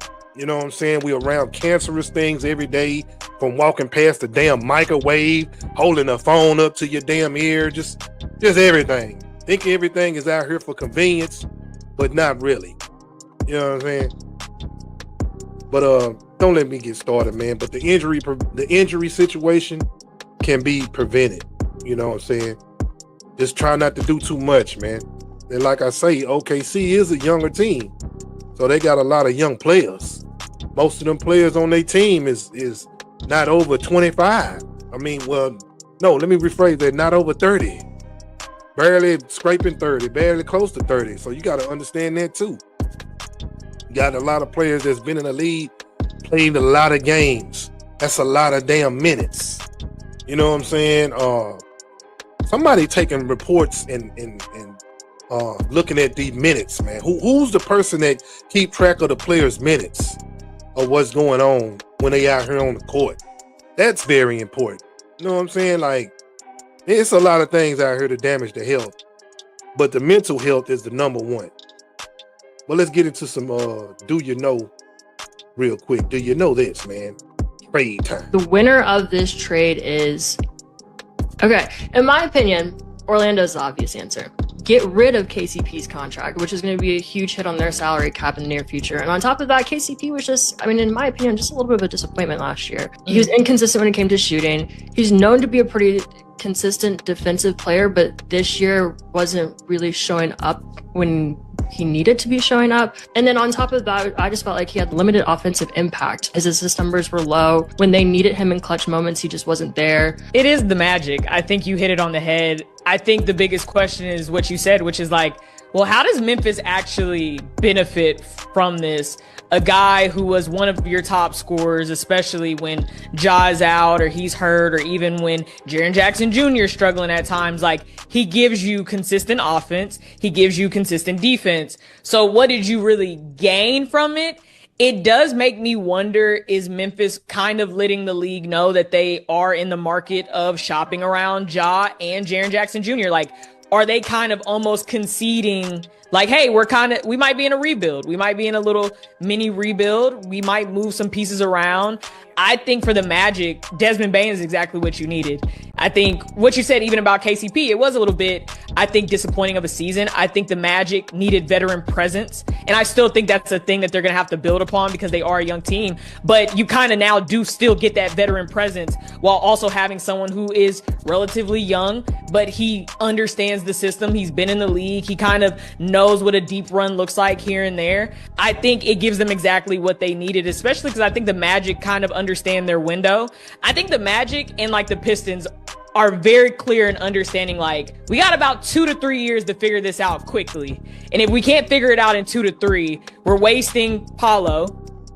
We're wasting Wagner. We're wasting a lot of young talent. Let's make the move now.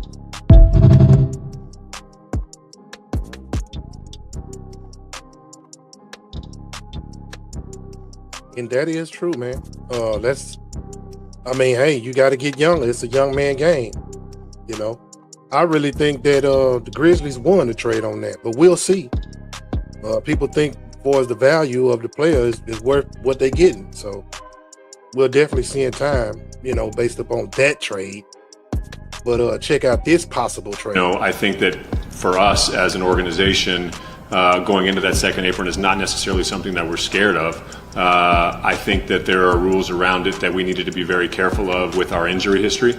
The wrong person gets injured and very quickly you're into a scenario where that I never want to have to contemplate, and that's trade number 15. And so, we're very conscious of that pushing forward, and, providing the resources that we can when the moment arrives. But that second apron, is it a hard cap? I'm not 100% sure, but it's something that teams are obviously very aware of going forward.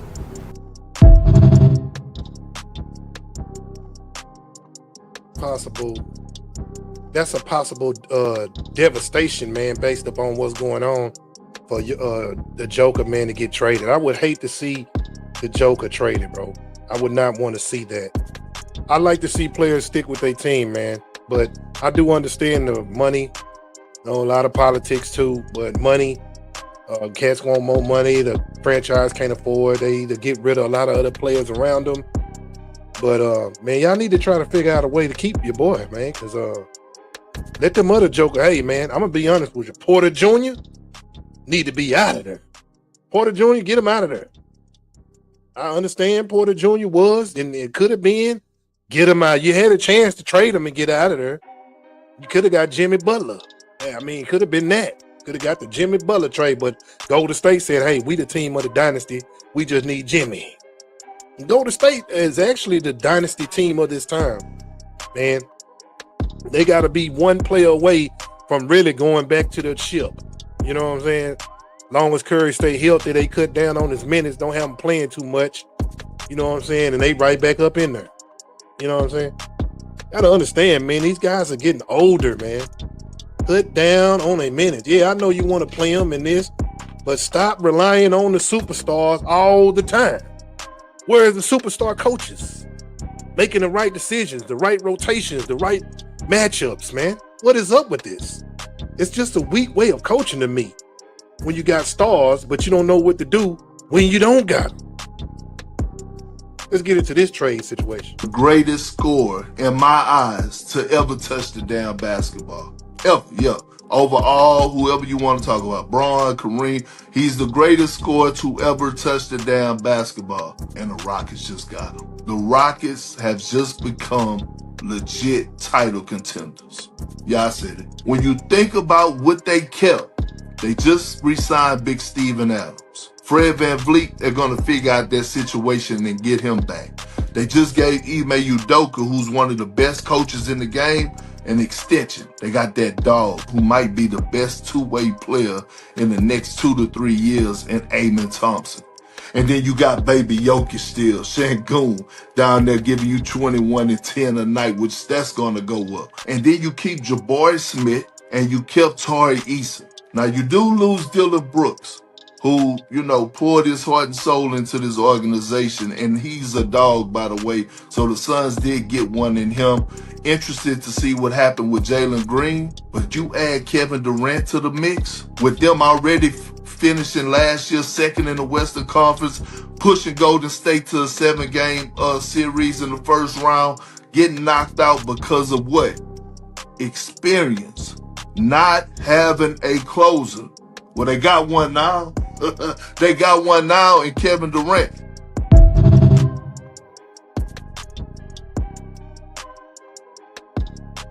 I hear you, Big Perk, man. You know what I'm saying? Big Perk, you know what I'm saying? Hey, I'm telling you, man, KD over there with Houston it can be very dangerous, man. But hey, you gotta stay healthy, man. Gotta stay healthy, bro. You know what I'm saying? Gotta be able to stay on the floor for us to see what it's gonna be like. You can get hype all you want, but you gotta stay healthy, man. And see, the teams gotta know when you do bring these superstar players to the team, if they don't be healthy enough to play, do you have another way? Do you have another player that you be like, wow, I didn't expect him to be this good, but he's better than what I thought? That type of player. Gotta have a dude like that somewhere deep on the bench, somewhere tucked away, somewhere on the bench, man. I know it doesn't sound easy. I know it don't sound easy, you know what I'm saying, by me saying this. But there's a lot of guys out here in the league. There's a lot of guys that's working, man. There's a lot of players ain't got no name that's looking to build a brand and a name, man. And some of these cats need to get out of the way of that, man. Stop politicking, gatekeeping, and all this mess. Because of this, you didn't have to go through this, so you can't. Man, get the hell out of here. Check out this trade right here. You know what I'm saying? I think the Blazers, you know what I'm saying, I don't know, why would you get rid of a young player for this? I mean, I'm not saying Drew Holiday is suck, because he's not. But I don't know, man. I would have not traded my young star. But hey, the Celtics said another day for Holiday, you know what I'm saying? Another Holiday gone. You know what I'm saying? Send him on. Tatum hurt. We need to build real quick. You don't know how long Tatum gonna take back, so we need somebody young over here that can run the show real quick, just in case Tatum don't come back 100%. Just in case. You gotta be smart. It's a business. And it's your franchise. So you can't afford to be losing. You know what I'm saying? Because when injuries happen, man, they can happen to any team. Man, Lord forbid, man, injury happen to any player, man, in this league. I hate to see it. But this trade right here, man, could, you know, turn out to be the best for the Celtics. Also, the Celtics got rid of Yep. Injury Porzingis. Injury prone, slim bones. You know what I'm saying? Porzingis. I mean, I don't know, bro. This dude stay hurt. Reason why the Mavericks got rid of him, didn't play many games. Maybe he's just too damn tall.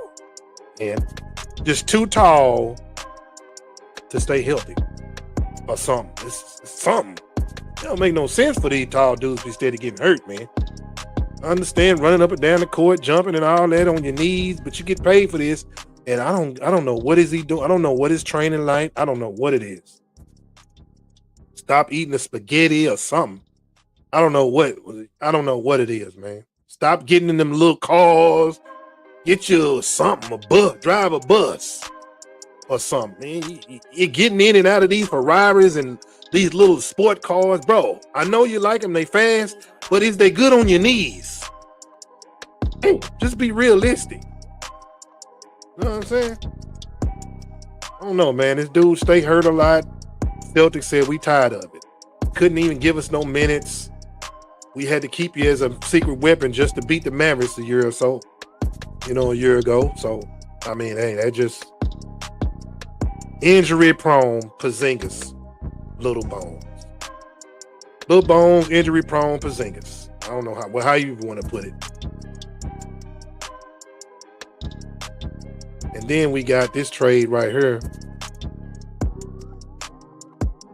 Boom. Got that trade. You know what I'm saying? The Washington Wizards traded your boy Jordan Poole. You know what I'm saying? So, I mean, that might be a good trade for the Pelicans, man.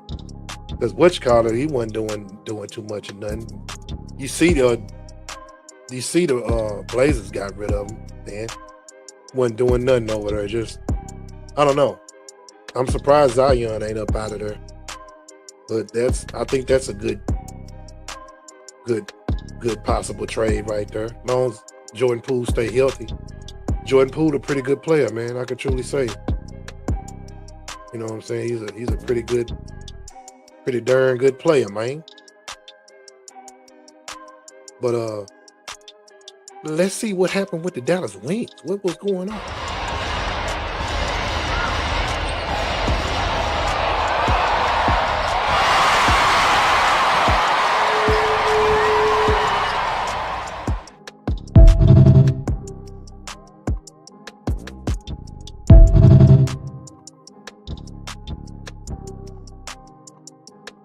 Okay, Paige over there, man.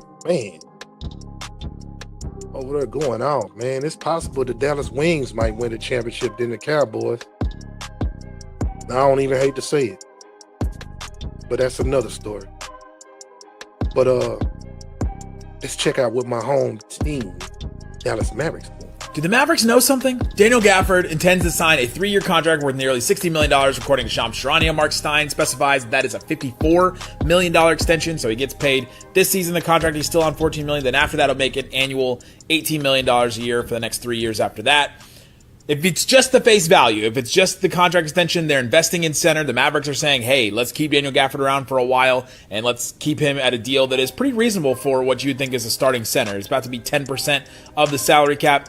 $18 million a year sounds like a lot for a center that's a backup and may not close in playoff games or close a lot of games, things like that. But the Mavs still have Derek Lively on his rookie deal for another year or two after this, and so we'll see what they decide to do, and that'll be interesting. But because this deal is a $54 million deal, the Mavs can still trade Daniel Gafford. Usually when a player signs a contract extension, if it's a certain number of years and a certain amount of money, they cannot be traded for a 6-month period. And so usually a lot of teams will sign players right, at the beginning of the season, and then the 6-month period bumps up into the trade deadline until they can't be traded. It's kind of like, all right, they signed their extension, they cannot be traded now for the season. That is not the case with Daniel Gafford now.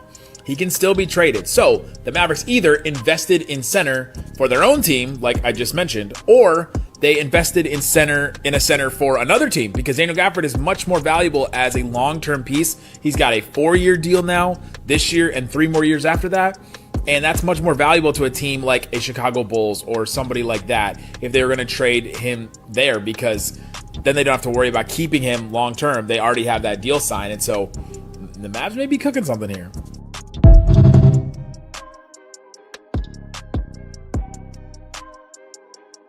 Yeah, man, based upon the depth the Mavs can have with the big man position, they had to do that.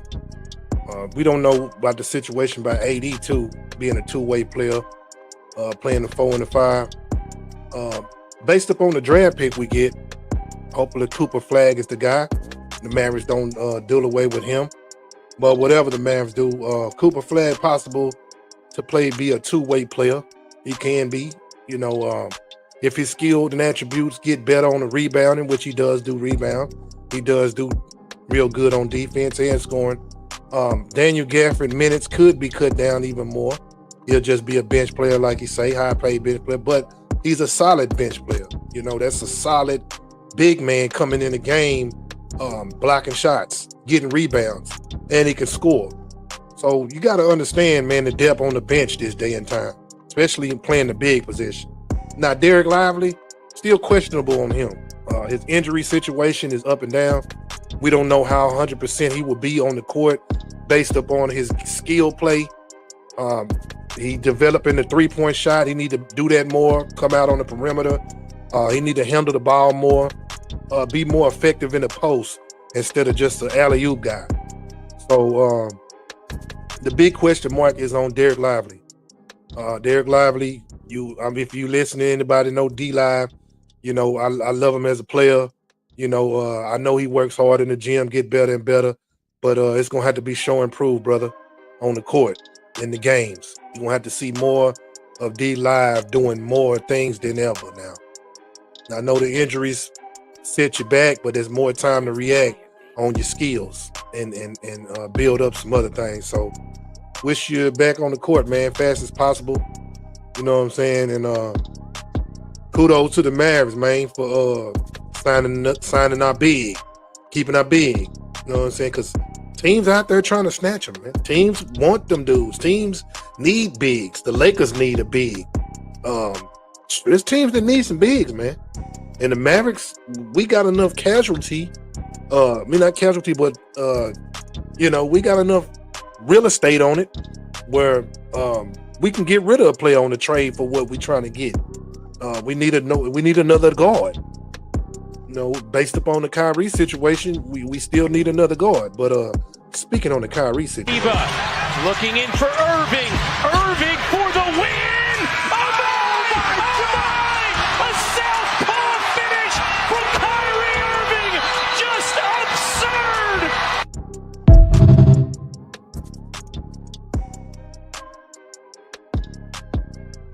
yes, sir, man. Kyrie has said, I don't even want that. I want that, man. Kyrie has signed a 3-year deal, $119 million extension with the Dallas Mavericks. Now, that commercial I showed earlier in the show, let you know, I think the best Kyrie has arrived.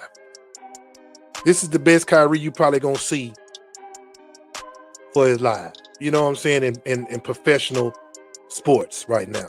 For the Mavericks, man. I am so honored. I am so blessed to see one of my favorite players playing for my home team, man. I would have never thought in 2025 years that Kyrie Irving will be playing for my Dallas Mavericks, man. Wow. I mean, ever since the guy came from Duke, only thing over there in Cleveland that made LeBron want to say, I'm coming back to Cleveland looking.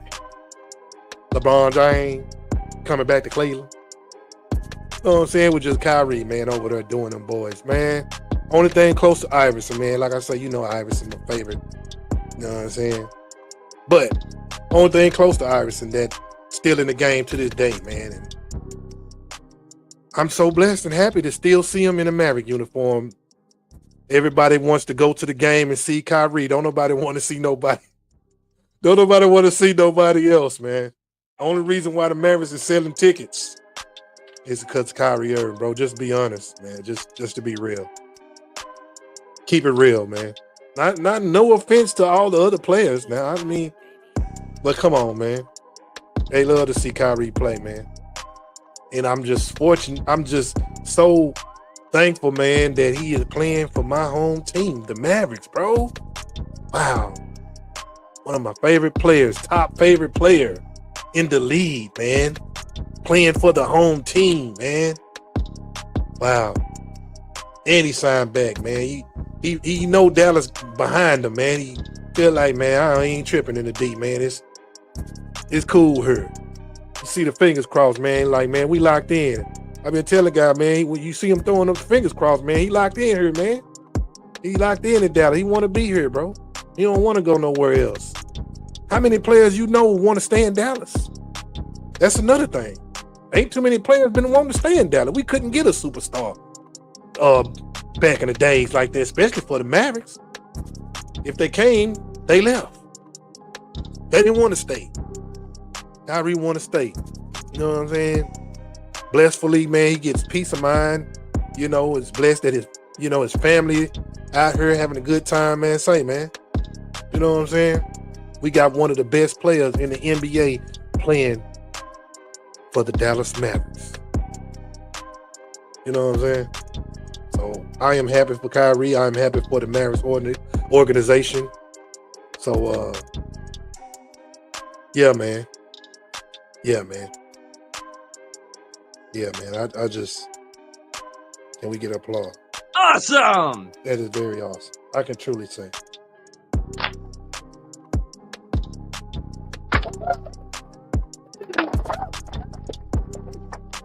But man, let's move on, man. Let's jump into this part right here.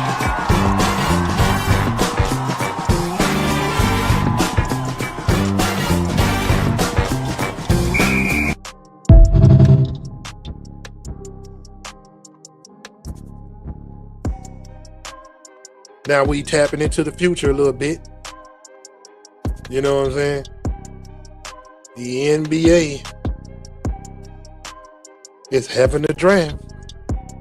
The draft starts after 12 o'clock. Well, so the draft is today, 8 o'clock Eastern time, and Thursday. Round 1 and 2, Wednesday and Thursday. Don't miss it. It's going to be something to watch, man. Because we got to figure out what we got. You know what I'm saying? We got number 1. So let's be number 1. Make sure we get the number 1 player in the draft. I mean, number 1. But you know, the draft has this tricks of the trade, literally. I mean, literally, tricks of the trade. Speaking of draft, we do have it coming up in the next few days. You have any predictions of, where people might land? Let's say top 5. We know Coop is going 1 to Dallas. For sure. I'm almost certain San Antonio is going to keep that 2nd pick and take Dylan. That 3rd is the 76ers. I'm actually hoping the 76ers do something really funny and still take Ace Bailey, even though it's very clear that his team kind of doesn't want him to go there, which, again, I don't understand that. Dang, I take that back. If I'm the 76ers, I would take VJ Edgecombe. And then at 4, I'd probably go Ace Bailey. And then who's 5? Wizards? Jazz. Ooh, that 5 is a tough one for me. It's a few, because I don't know who the Jazz need so much that I don't even know. If I was the Jazz, I actually might trade that pick and try to get something. Yeah, there's a few. If I'm the Jazz, I might trade that pick. So I got Cooper, going number 1, Dallas, right? Dylan Harper going number 2 to San Antonio. I got Trey Johnson going number 3 to 76ers. Ooh, I like that. VJ Edgecombe going number 4 to the Hornets, and Knuppel going number 5 to the Jazz. That's my pick. Okay. I like Khan. Khan, and I'm a big Trey Johnson fan. I think he's probably one of the best shooters in the entire draft, which is a huge steal. That's a good one. I like that. That's pretty solid.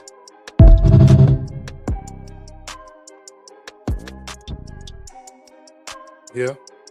Could be right or could be wrong. We'll definitely see, man. Hopefully these situation don't happen like Remember this moment in NBA draft history when Luka Doncic was selected 3rd overall by the Atlanta Hawks only to be traded to the Dallas Mavericks for Trae Young, who went 5th overall? This draft day swap has become one of the most talked about moves in recent NBA history, shaping the careers of both players. But why did the trade happen? At the time, the Hawks were high on Trae Young's potential as a dynamic scorer and playmaker. Meanwhile, the Mavericks were locked in on Doncic, who had already made a name for himself in Europe. Since then, Luka Doncic has blossomed into a full-fledged superstar, racking up multiple All-NBA first-team honors and leading the Mavericks to a Western Conference Finals appearance. He also broke the internet when he was traded to the Los Angeles Lakers. Trae Young has also shined, becoming an All-Star and guiding the Hawks to an Eastern Conference Finals appearance. Both players have found individual success, but the long-term impact of this trade is still being written.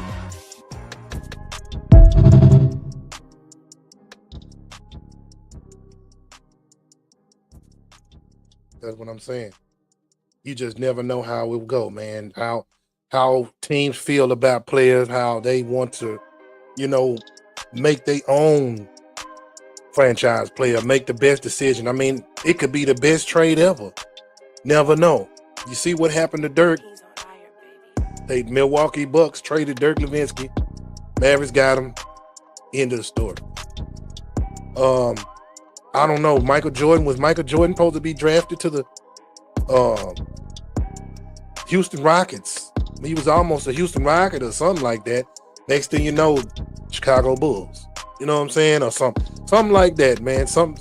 You just never know. And they passed up on one of the greatest players in the league, greatest players in the world. I mean, you just never know how it goes, man.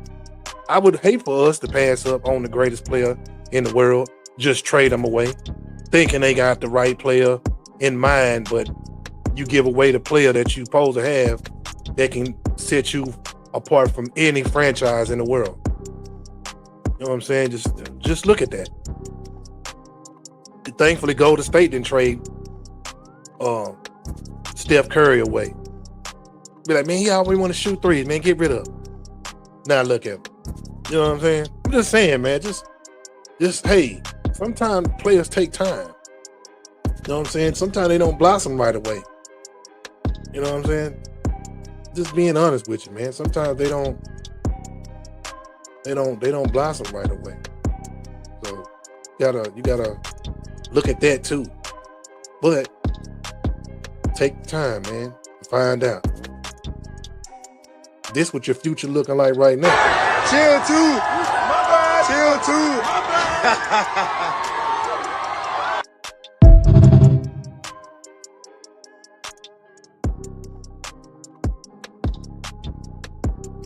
I guess your boy looking like he feeling he having his little GOAT moment, I guess. People like, oh, he give him GOAT. You doing too much, bro. You trying to put him in the GOAT category. Well, I bet he feeling like a GOAT right now. He in his GOAT moment, man. And on Wednesday, July 30th, will be the MVP of the NBA and the MVP of the Western Conference Finals and the NBA Finals. Joe Gilgeous-Alexander Day in Oklahoma City.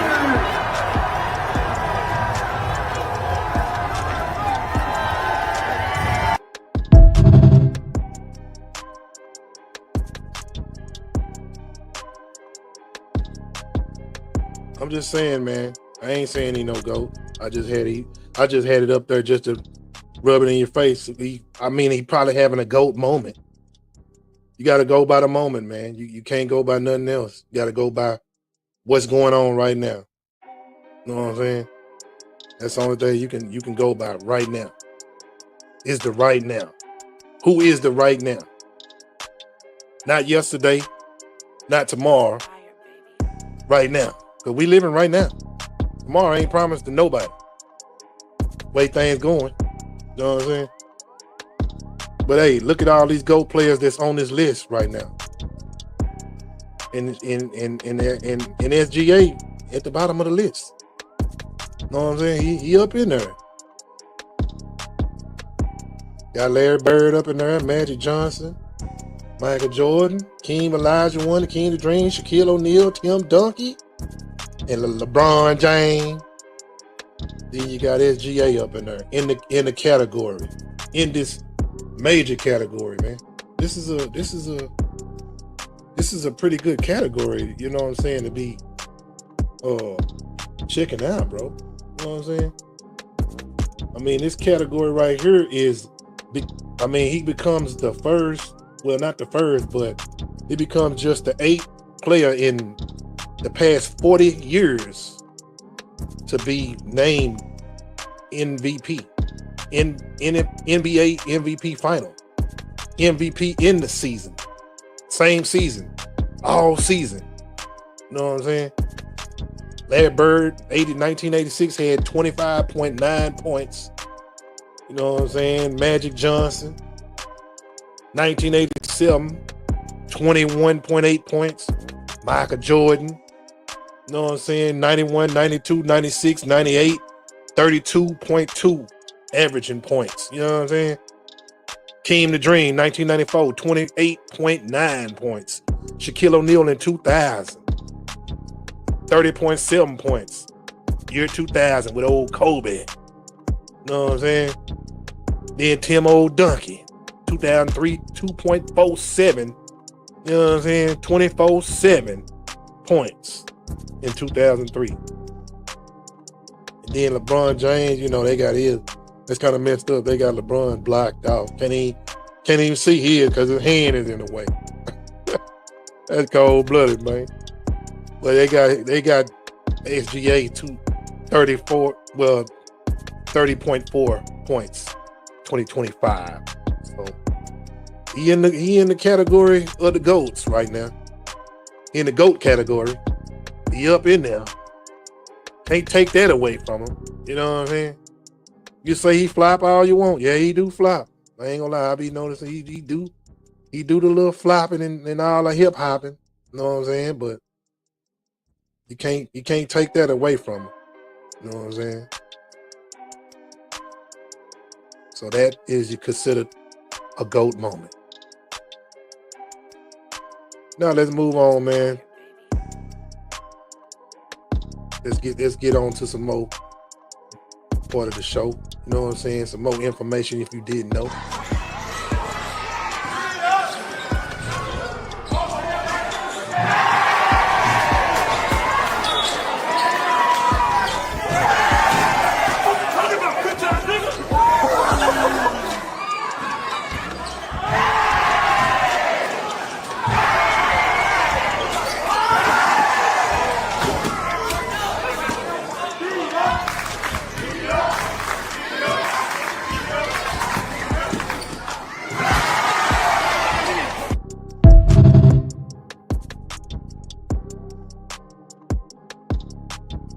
Man, I'm just trying to figure out what are we watching. I mean, I'm tapping into the future. They talking about he considered the baby Shaq, the new Shaq, and all this. He cussing folks out, man. Looking like a grown man cussing folks out like that, man. That's man. Boy, that's crazy. Damn. Imagine them talking to your son like that. Damn. Just dunking on your kid, like just doing this. Yeah, that's tapping into the future for sure, man. That's ridiculous. Is this what we got going on in the future, man? Is this what people waiting on? Because I don't know what's going on, man, in the GTA world.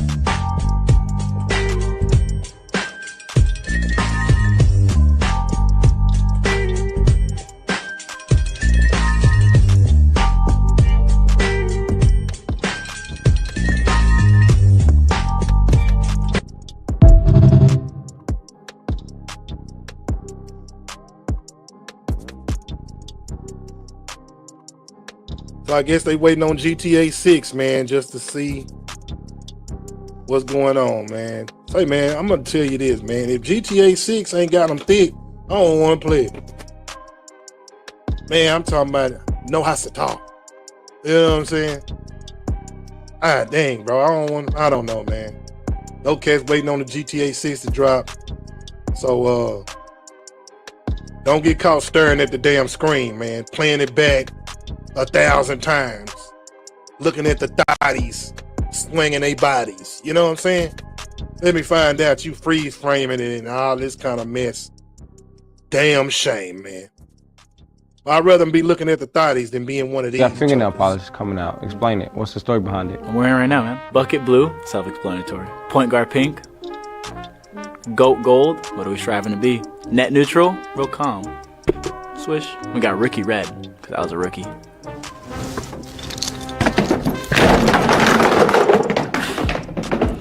It's called MVP, the most valuable polish.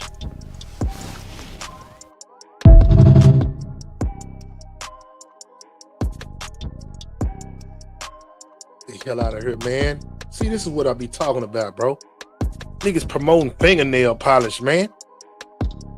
Ah, damn, man. Nigga don't want to be looking at nigga fingernails, man, while he dribbling the damn ball, laying the damn ball up with colors, rainbow, Skittles on his damn hand, man. Come on, bro. This is absurd, man. That's what I be talking about. And they promoting it. Shit. Dangerous land out here, man. I don't give a damn what you say. It's not right. It's not absurd. Damn, man. Everybody ain't in the rainbow community, man. Everybody ain't trying to be part of the rainbow community. Do you know what the rainbow really means? Let me give you the real reason why the rainbow was in the sky. God said he would not destroy the earth by water. He would destroy it by fire. We're living in a time where we're surrounded by wildfires happening. We don't even know what's going on.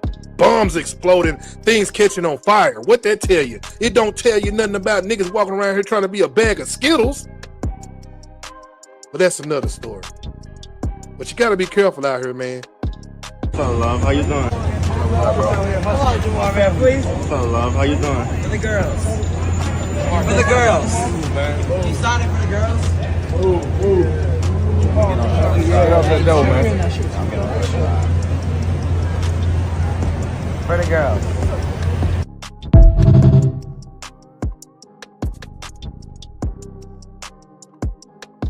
Not knowing that's a damn man. A transformer. Decepticon. Autobots transform. Get them damn Decepticons out of here. Damn, bro. I understand, man, they fans and all this kind of mess. This is ridiculous. But, you know, y'all promoting it, you know what I'm saying? I'm devoting it. I'm trying to devote, devour, you know, thou shall not. Man, this is ridiculous, bro. I mean, he up there hugging a dude, didn't even know he hugging a nigga. I mean, I'm gonna play that one more time just so y'all know that was a nigga. What's up, love? How you doing? Please. What's up, love? How you doing? For the girls. For the girls. Can you sign it for the girls? Get off that door, man. For the girls.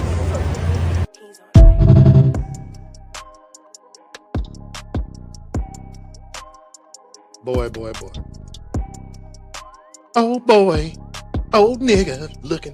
Excuse me, Lane. Man, I'm just saying, man. God. Up there hurting. Man. I don't know if my boy Chase was drunk or what. Damn. Put him in the car. Security. Where you at? Save him. Help him. There's too much going on out here. Man. That wasn't even a tap into your future moment. I need to take that off the screen. We ain't tapping into that future. You know what I'm saying? Man. That's just ridiculous. Well, let's move on. Knicks about to have a cakewalk to the finals next year. Check this out. 3 of the top 5 seeds in this year's Eastern Conference playoffs lost one of their best players to a serious leg injury, and all 3 will likely miss the entire season next year as well. Add to that, there's at least a chance that Giannis gets traded too. Plus, the 1 seed Cavs seem likely to trade either or both of Garland and Jared Allen. That radically changes 4 of the top 5 seeds in the East this year, with the Knicks being the 5th. And on top of that, KD stayed in the West, didn't go to Miami, which would have at least made them a threat. So now you're looking at the Pistons and the Magic as the Knicks' biggest threats. And even though they're both good young teams on the come up, neither even made it out the first round this year. So I don't think the Knicks are going to be exactly losing sleep over those two. And guess who also agreed? Right after the Halliburton injury was announced, Vegas officially made the Knicks the betting favorite to come out of the East next year and the second favorite to win the title. So if you thought the new incoming coach was going to have pressure to follow Tibbs and the baseline of success that he set the last 5 years, now when you look at the overall landscape next year with the Knicks being the potential favorites in the East, that pressure about to be through the roof.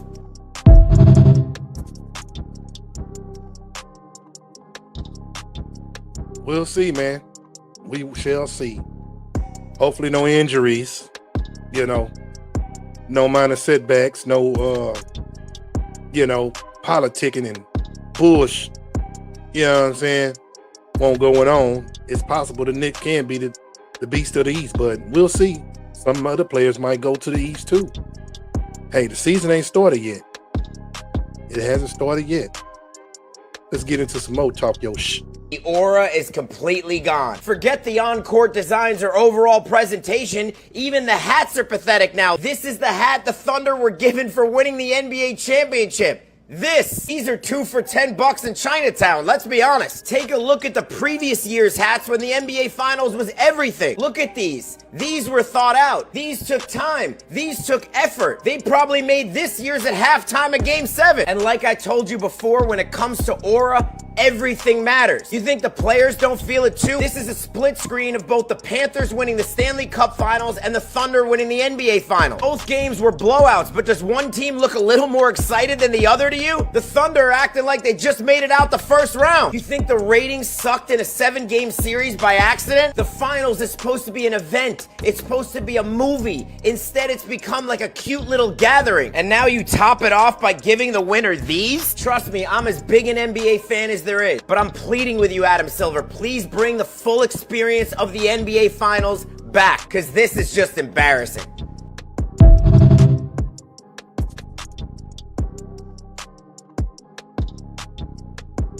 I mean, definitely embarrassing. Ridiculous, man. I mean, hey, man.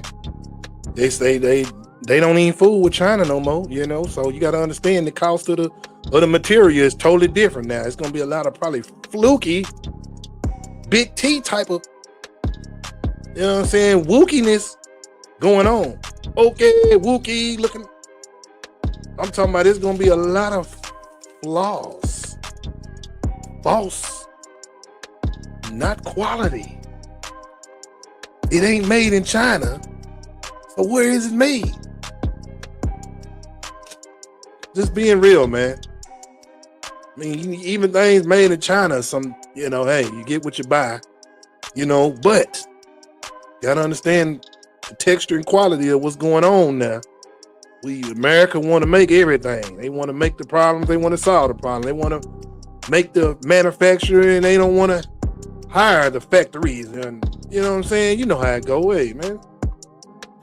It's part of the territory, dog. Comes with it. Let's get into some more talk. Officially in sport fandom fucking hell. The NBA is over. The NFL is 72 days away. Fuck, I am going to throw up. What the fuck am I supposed to do with my life? Watch the MLB? Fuck that. Instead, let's just hate on some of the dumbest motherfuckers in the NFL. The Cleveland Browns front office when it comes to drafting a quarterback. Don't know what the fuck they're doing. The Raiders organization ever since John Madden was their fucking head coach. Don't know what the fuck they're doing. The Chicago Bears when they drafted fingernail polished boy over Jaden Daniels. Don't know what the fuck they're doing. Fuck it, the Chicago Bears when they decide to draft any quarterback. Tua and Chris Olave when they are one concussion away from learning how to read at a 3rd grade level, but refuse to wear a Guardian cap. The Beijing Bengals when they have the 33rd ranked defense in the NFL, refuse to pay the man who led the league in sacks last year, and won't sign the rookie they drafted to replace him. Tyreek Hill, Phillip Rivers, and Antonio Cromartie teaching a how to not have a fuck ton of offspring educational course. Lamar Jackson and Josh Allen entering the playoffs after dominating the regular season and looking like this could finally be their year. Seriously, Lamar, this shit is getting fucking old, buddy. We just hit 50,000 followers and I am the best NFL account, so follow me right fucking now, lil bro.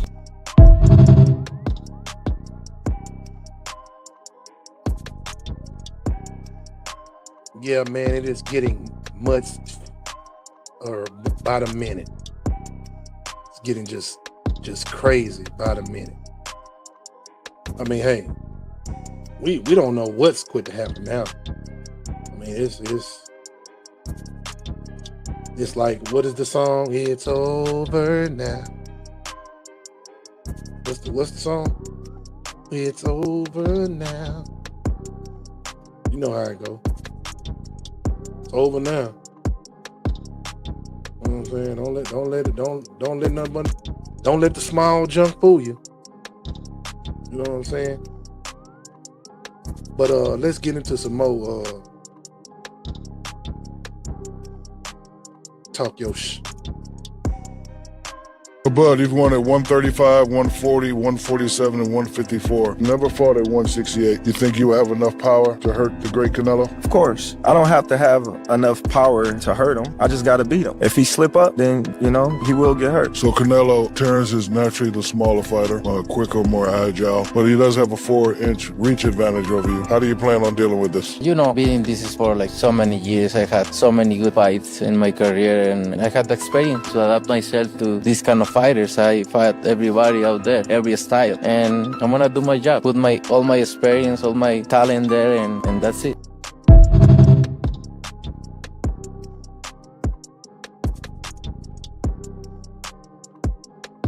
Well, there you have it, man. One of the biggest fights coming up. I think that's one of the biggest fights definitely coming up. You know what I'm saying? So I think that's what's up. But let's jump back into some Do You Know real quick. I forgot to play this earlier, but hey, Travis Hunter just got one of the best rookie deals in NFL history. $30 million signing bonus up front. Guaranteed money. And when it comes to this, he's the first player in NFL history that's not a quarterback, not selected number 1, to get this much money up front. And I love it, because here's a guy that we don't have to worry about getting this check and going to Neiman Marcus, because we know sometimes when you give kids this much money, the first place you're going to catch them is at the mall. Travis Hunter has had money since he's been in college. He's had endorsement deals. He's used to the nicer life since he entered college football because he has so many brand deals. And I guarantee you this, we don't have to worry about him losing focus on the game of football because he loves the game. A lot of players get this type of money and football comes second. That's not going to happen with Travis Hunter. He's a married man and he's focused on the game of football. And you guys can make all the jokes you want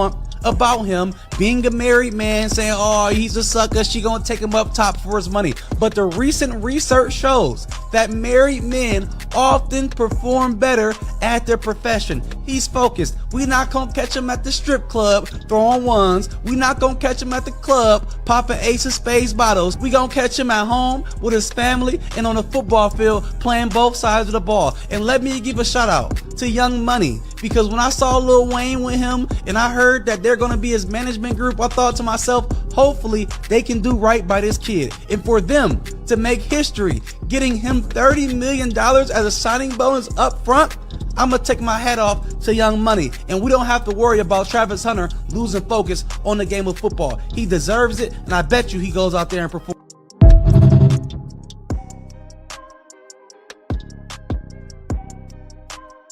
Well, I can truly say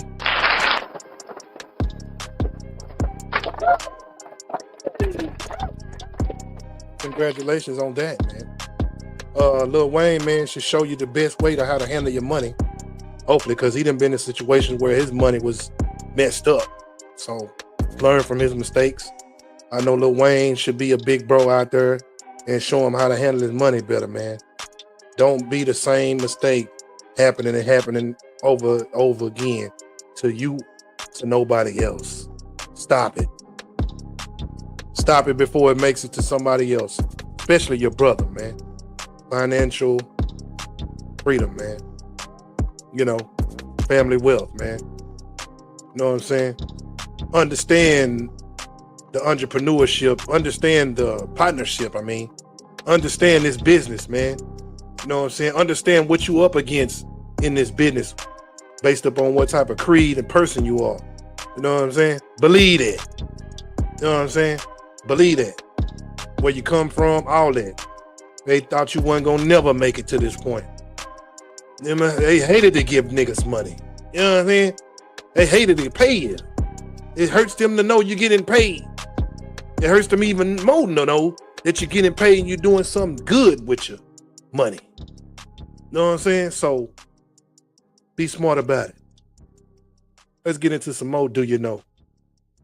I hope you did know this. Hey guys, I've been warning you about this. So a parent on my feed said, why didn't y'all warn me Little League coaches accept cat as a form of payment? Guys, I've been warning you, some of these parents will offer you the kitty cat for favors. This favor may be for little Johnny to have a starting position at quarterback or running back. This favor may be for you to pay for little Johnny's registration fees or his equipment. Guys, I can tell you from personal experience, they will offer that thing. I mean, when I was a single dude coaching, woo-wee. I mean, I had a lot of offers, so much so that parents would get mad when you don't play into that crap. And they'll literally pull their kid from the team. That has happened multiple times. And look, it don't matter if you're a single or married dude either. I had a lot of temptation as a single dude. But these parents will try you even if you are married. But what you need to do is to have a woman in charge. For example, in my program, Miss Beast, she talks to the women. I don't talk to the women. If you got a wife or a girlfriend, you better have her talk to the women in your program. This is going to help you avoid a lot of problems down the road. Trust me on this. Because once you start getting in relations with the parents in your program, especially if you get in relations with 1, 2, and 3 at the same time, all it takes is one to get mad at you. Now your entire program and your reputation is flipped upside down on his head. So guys, please be careful and don't buy into the kitty cat. Beast out.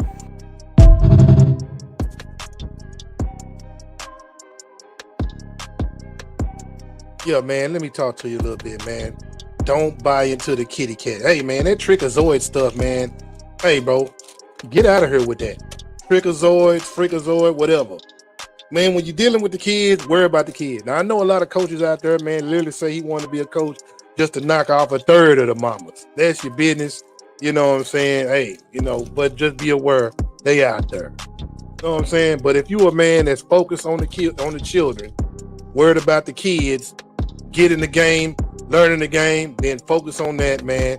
Anything on your other time, man, keep that away from the game. You know what I'm saying? It's like you at work, man. I mean, it's kind of like, man, you can't trust a person at work, man. I'm gonna trust you anywhere else, man. You supposed to be at work, working, my nigga. You know what I'm saying? You supposed to be doing your job. You supposed to be doing stuff for these children in future. Not out here trying to get in the mom drawers and let the mama entice you to throw the drawers. Man, you know it's some thotties out here for the body. You know what I'm saying? But hey, as time move on, you know, they kid gonna have to grow up and deal with knowing they mama a 304 out here trying to score. You know what I'm saying? Just don't think you was starting because you was good. Nah, man, you was starting because your mama must have been good on something else. You know what I'm saying? She tried to stay ahead of the game. But you know, that's just part of the game, man. That stuff been going, ain't nothing new. That's part of the politics. You know what I mean? That happens from every level. You know what I'm saying? Believe me, there's a different level. There's a different devil on every level. You know, when you play the video game and you go to one level and you gotta beat the bad guy, it's another level, and you gotta beat the other bad guy. There's levels to it, man. It don't stop. You know what I'm saying? But like I say, man, that's the end of my show. And I gotta go.